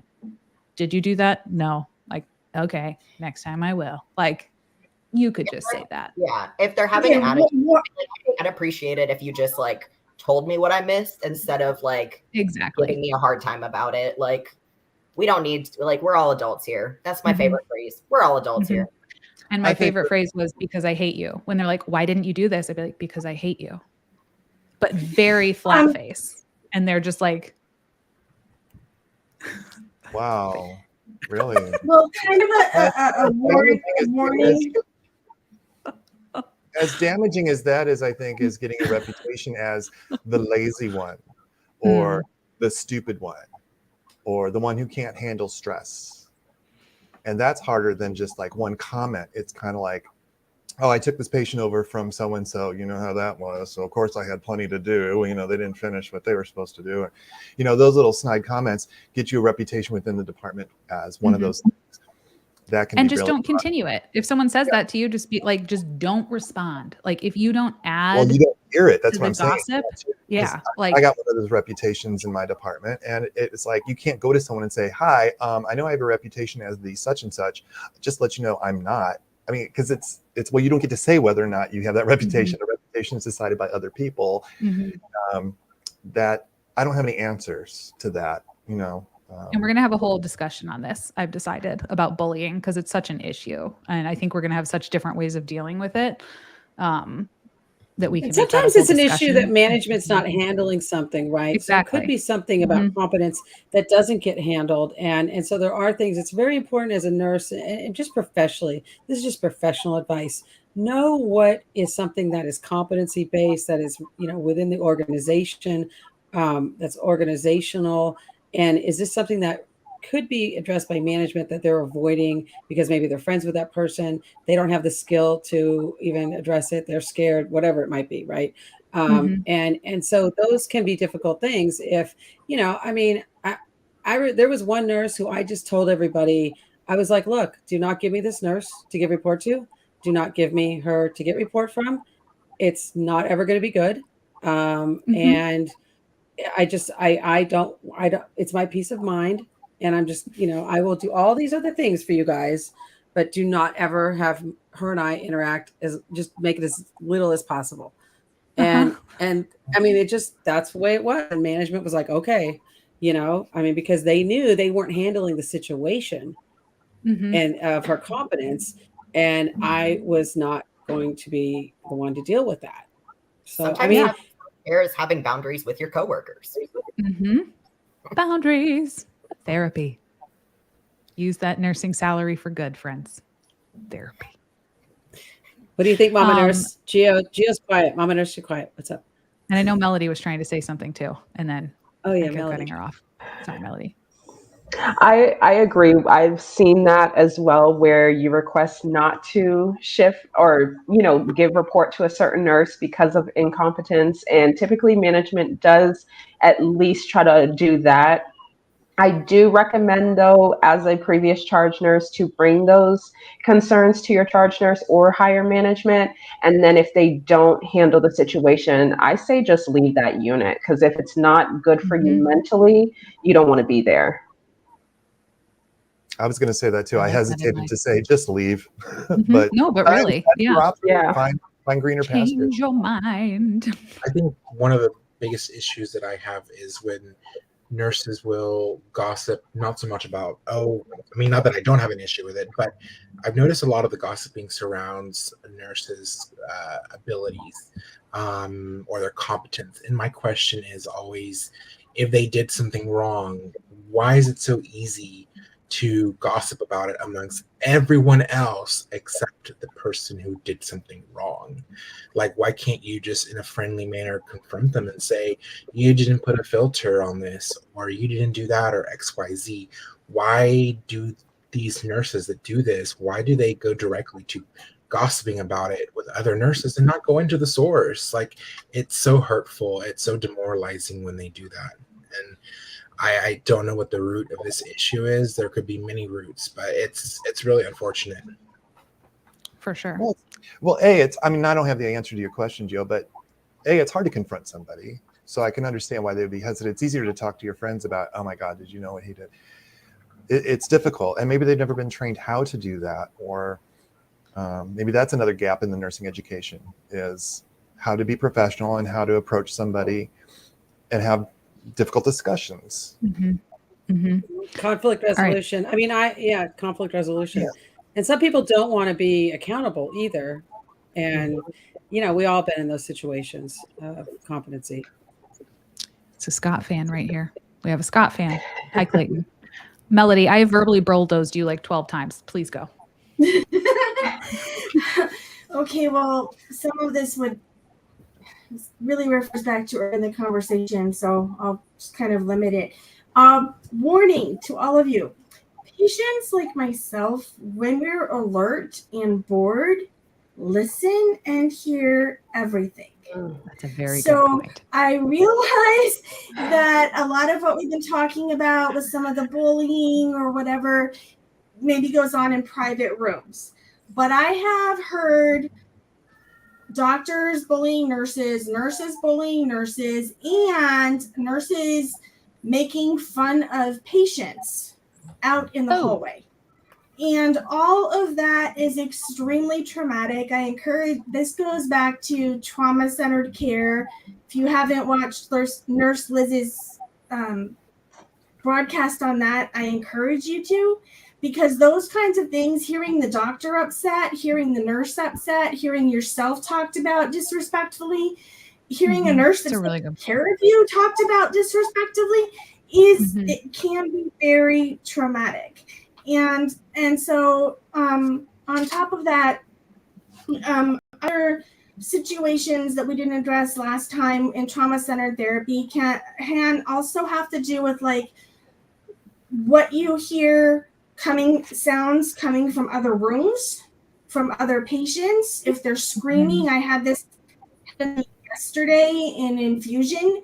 The person in the little cubicle next to me was severely impaired, and it set off my PTSD, hearing her yelling and seeing her attack the nurse and all that. And I'm thinking maybe another topic other than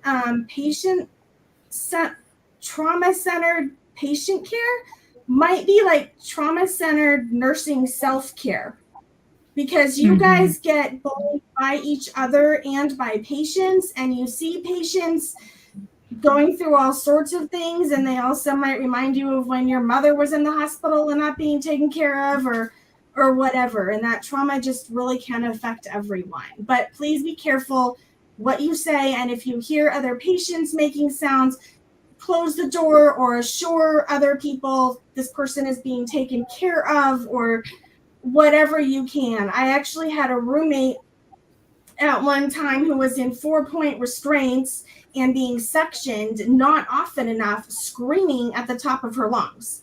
And, I wound up calling Adult Protective Services, and they were like, "Who are you?" I'm like, "I'm in the bed next to her." It was really awkward. Yeah. But anyway, those are just I know that's not the topic today, but it was kind of coming back to that with some of the things the nurses was sharing with the bullying, and at what point do the interactions between the staff on the floor impact the patient care.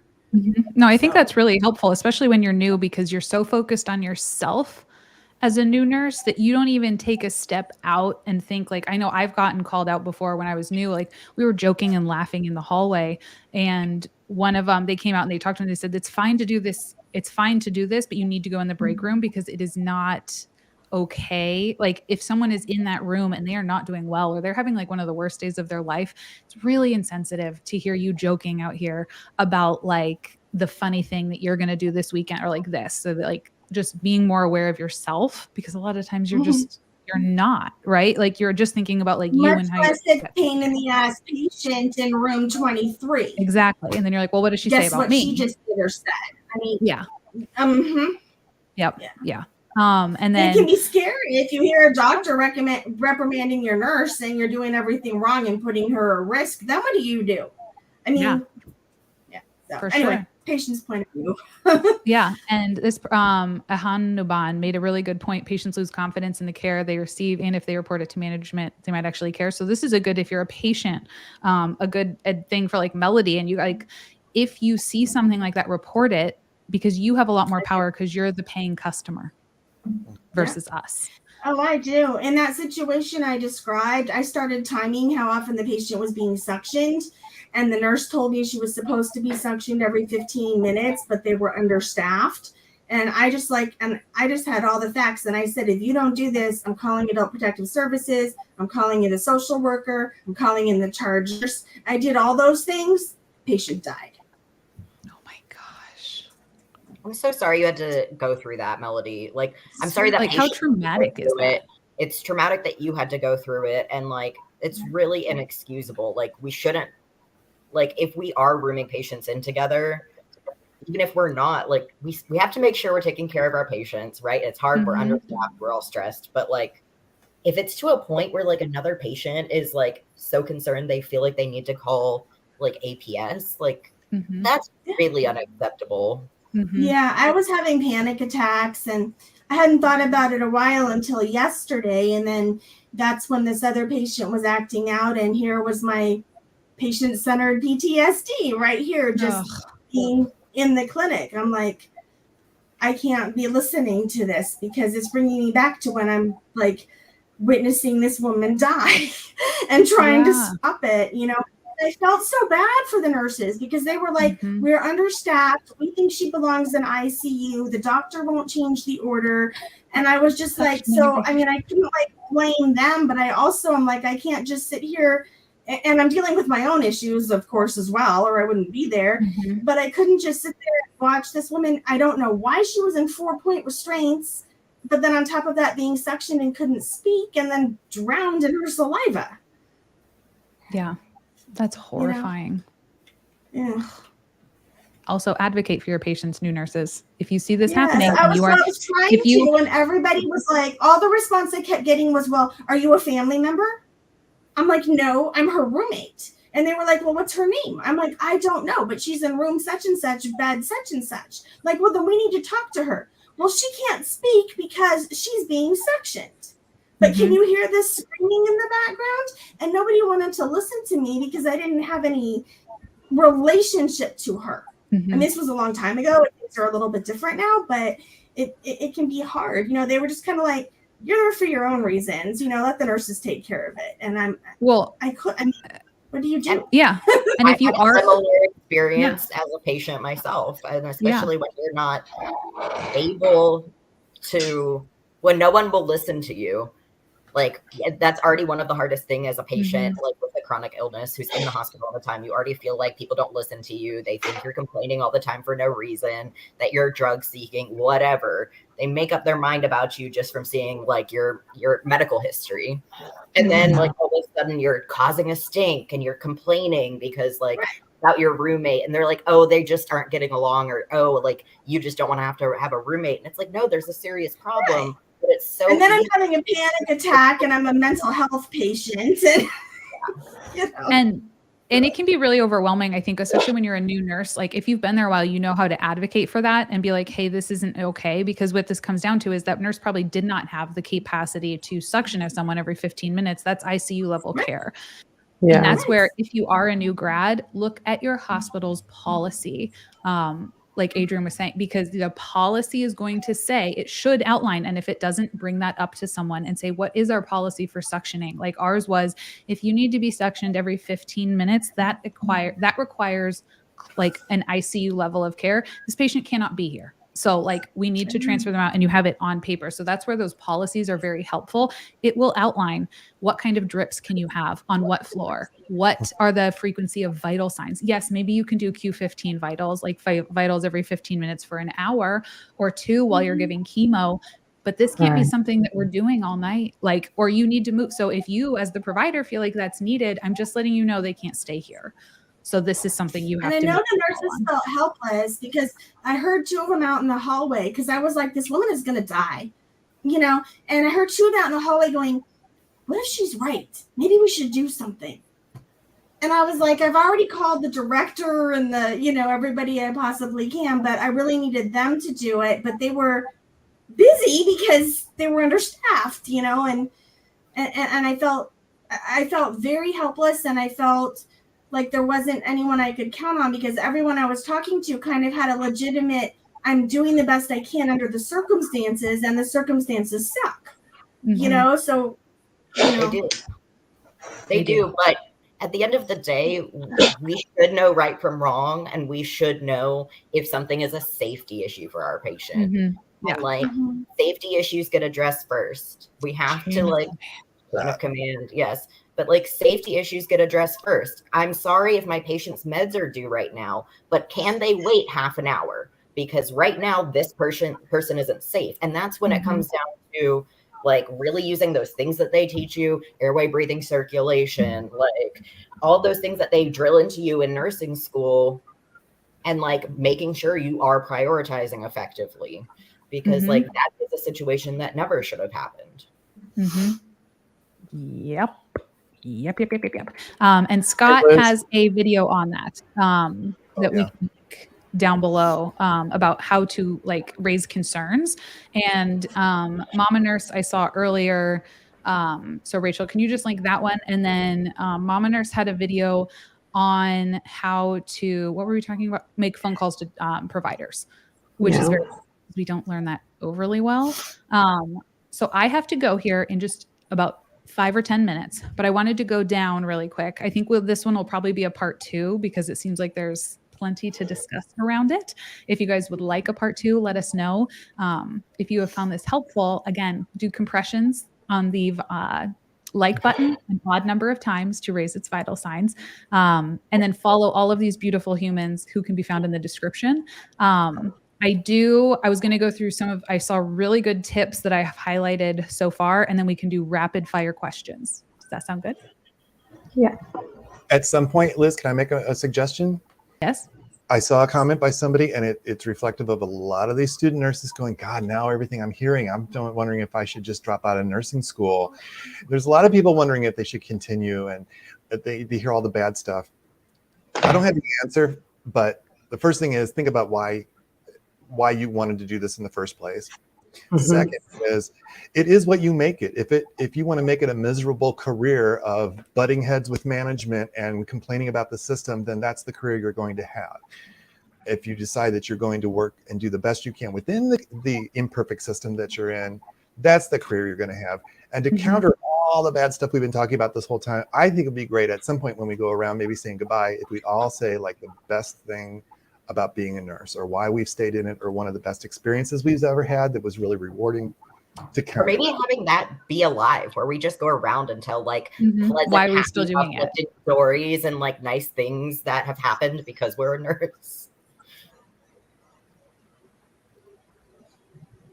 I love that idea. Sorry, I did see your question about being non-binary and using they them pronouns. That's a pretty extensive answer, so I don't want to like spend time right here.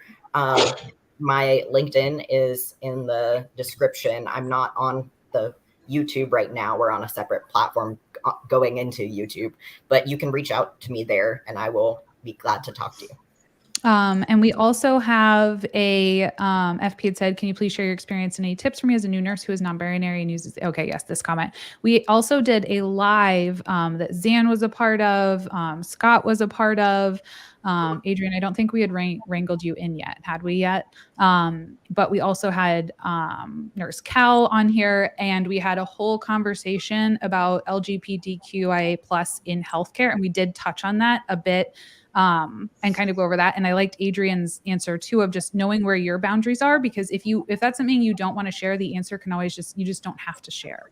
I had several coworkers who just, they were in relationship. They just didn't answer the question. They'd be like, oh, do you have a boyfriend? They'd be like, no, because it's true. They had a wife, but they weren't going to go down that path. They were just going to be like, no, I don't.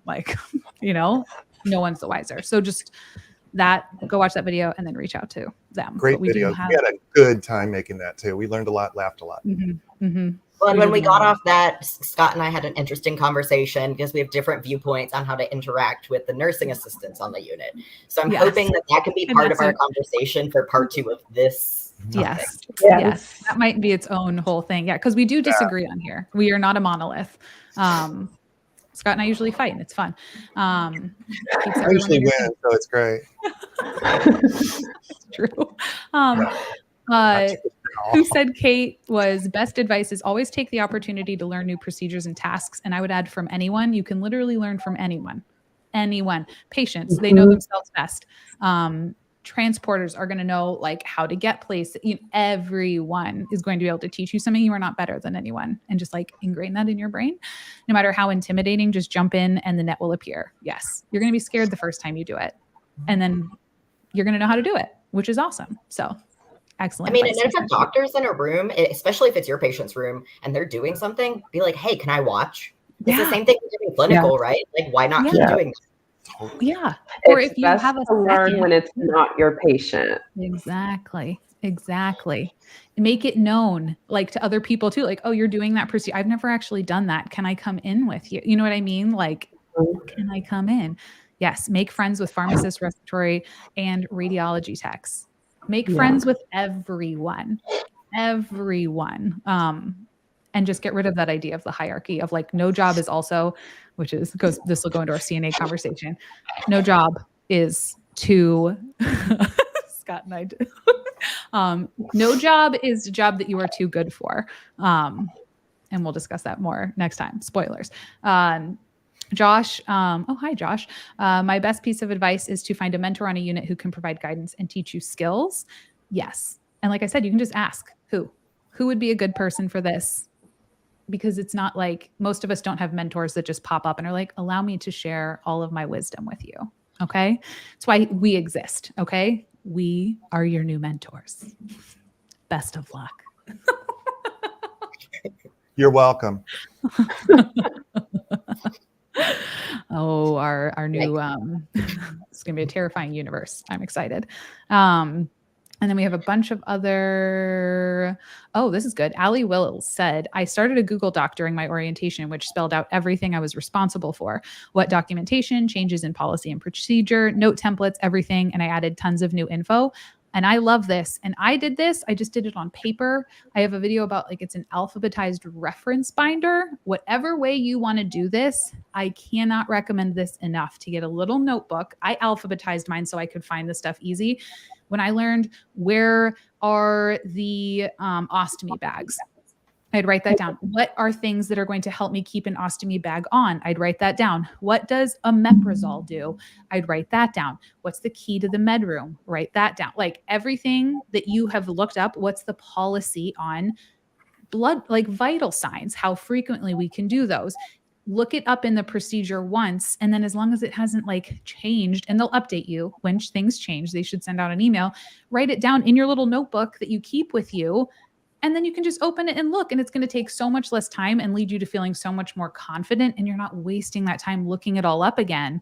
And every time you don't have to necessarily look something up from scratch, you're going to feel more confident, right? Go and run it by someone else and be like, hey, we change these IV tubings every 72 hours, right? And they're going to be like, yep. Okay, perfect. Eventually you're not going to have to look it up, but you didn't have to look it up from scratch because it was in a document like this. I will say Allie's idea, I did the same thing. I loved it because I also downloaded my policies into that. So the specific ones I used all the time, or maybe like the ones that we never ever used, but I knew had to be followed very specifically, were in there. And because it's a Google Doc, I could run into the corner in the med room, pull it up on my phone, and just search the term, and it would pull up exactly what I was looking for. I love that. Genius. Smart. Genius. Perfect. Someone is stuffing something under my door. That's why I'm like, what is happening? My people are trying to break in. It's a patient who's stalking you. Well, it's hearts. It's little pink hearts. So at least they like me. At least. Is it an apology for like waking you up in the middle of the night? No, I don't think so. She was quite frustrated that I only caught some of it. Some of it got on her pajamas. She's like, because I like woke up and I was like, oh my gosh. And then she was like, you didn't catch all of it. And some of it got on my pajamas. Oh, And they're my frozen pajamas. Okay.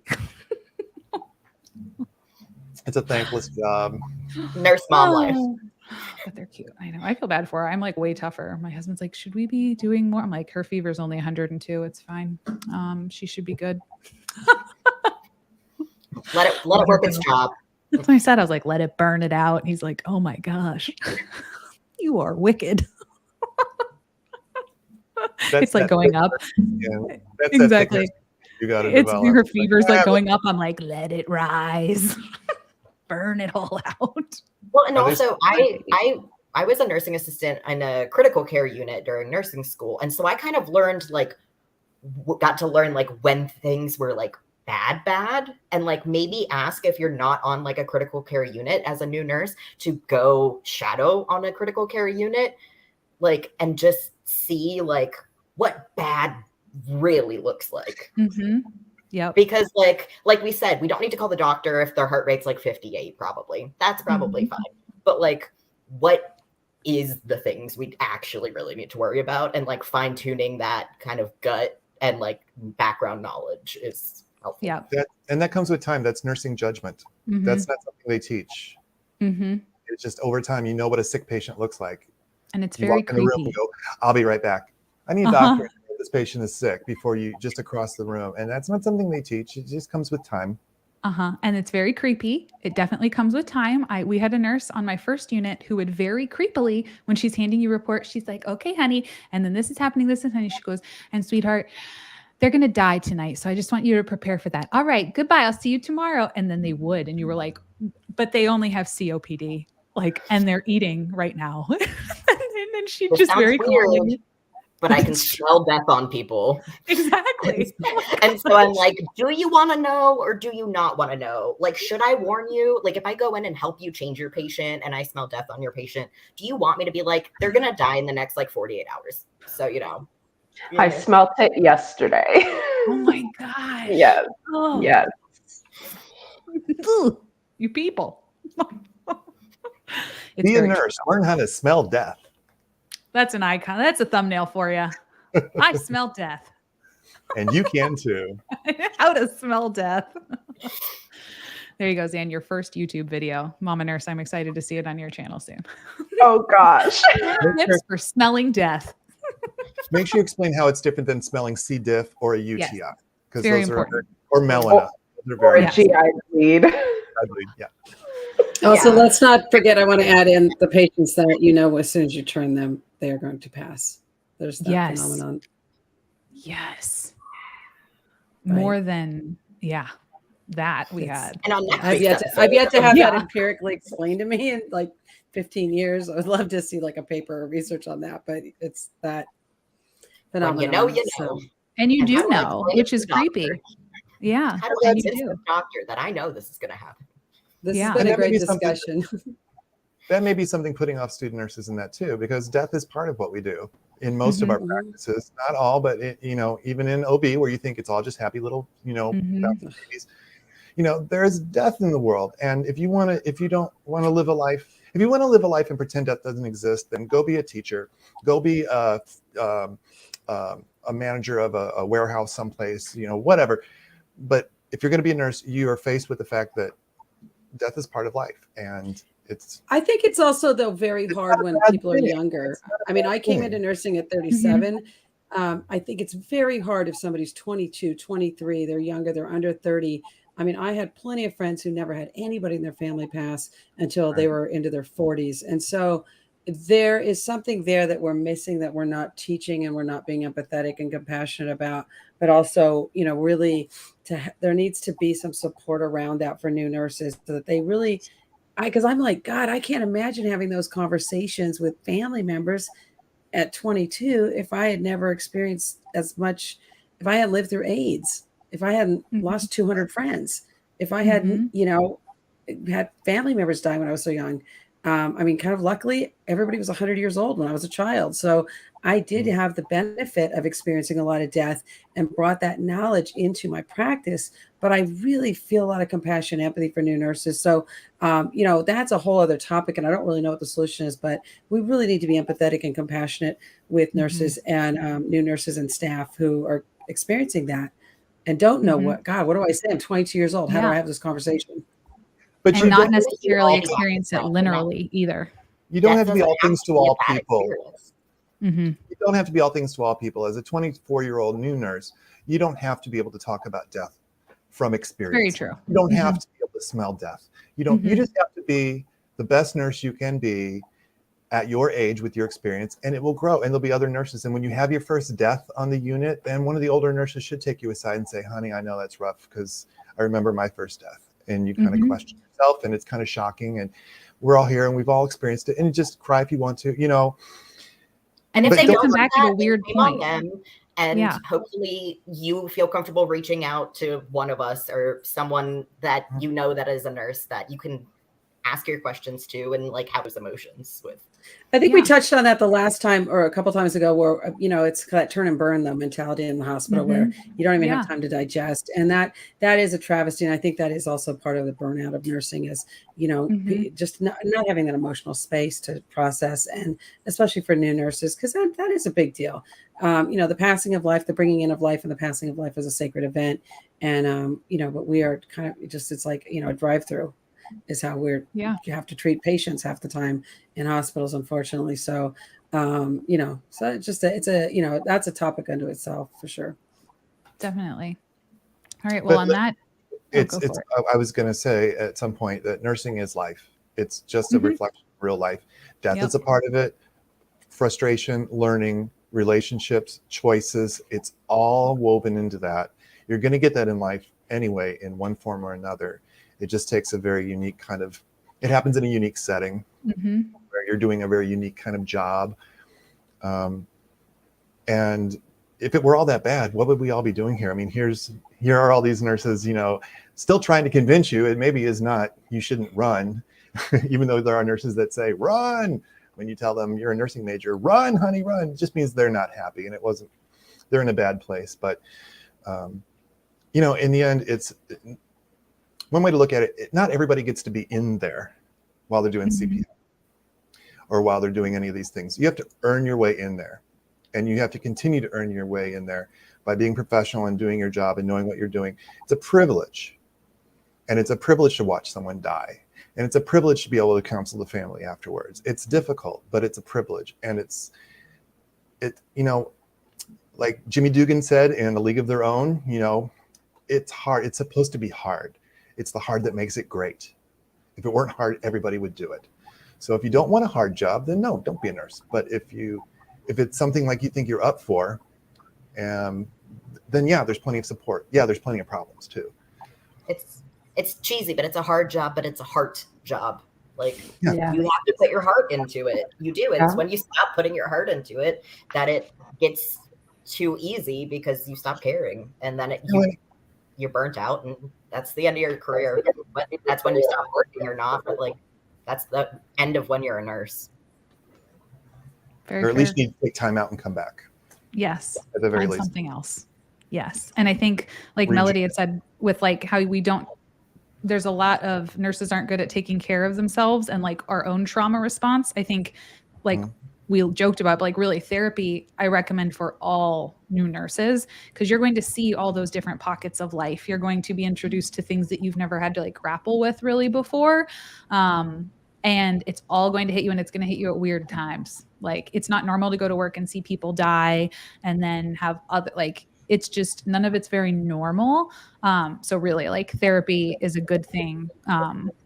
Like Melody had been advocating for, like, just get something that's going to help you take care of you so you can handle it. And if you can set it up before you actually start being a new nurse so that you have rapport with them, it'll be even better. Yes. Perfect. Perfect. All right, friends. I appreciate you chatting with us today. I think this was a really good conversation. And we learned a lot. There's like so much more. And I know a lot of you guys left comments and we did not get to them. I'm going to screenshot them. And then this will probably eventually be a part 2. I think next week we should do the one where we just talk about if we would be nurses again. Like if you could go back and make that choice again. And we can go, I know, we're going to ponder it for a moment and decide if we want to go around. You can give your quick answer, and then we can give, we can actually discuss it next week as a teaser. I've only been a nurse for a year. Would you do it again? I don't know. I've only been a nurse for a year, but I've been out of work since January with a brain injury. So okay. I don't know. I think I'd do different nursing. And that's very fair. So toss up, reflect on it. We'll meet back in a week if you're available. Adrian, would you become a nurse again? I am grateful that I have been able to touch lives, and I would choose to not have the injuries I have. So I may have chosen to be an investment banker if I had it to do over again. I don't know. Scott? Yes, and I am becoming a nurse again. I'm in school to be a nurse practitioner, so I kind of am. Mama nurse. I would choose to be a nurse again. I really love nursing. Gio? That's a difficult question, but I think I would. Especially knowing what I know now, I think it would have made things easier to begin with, but it wasn't easy starting out. But it definitely got better. And Melody, I know you're not a nurse, but would you have chosen your profession again?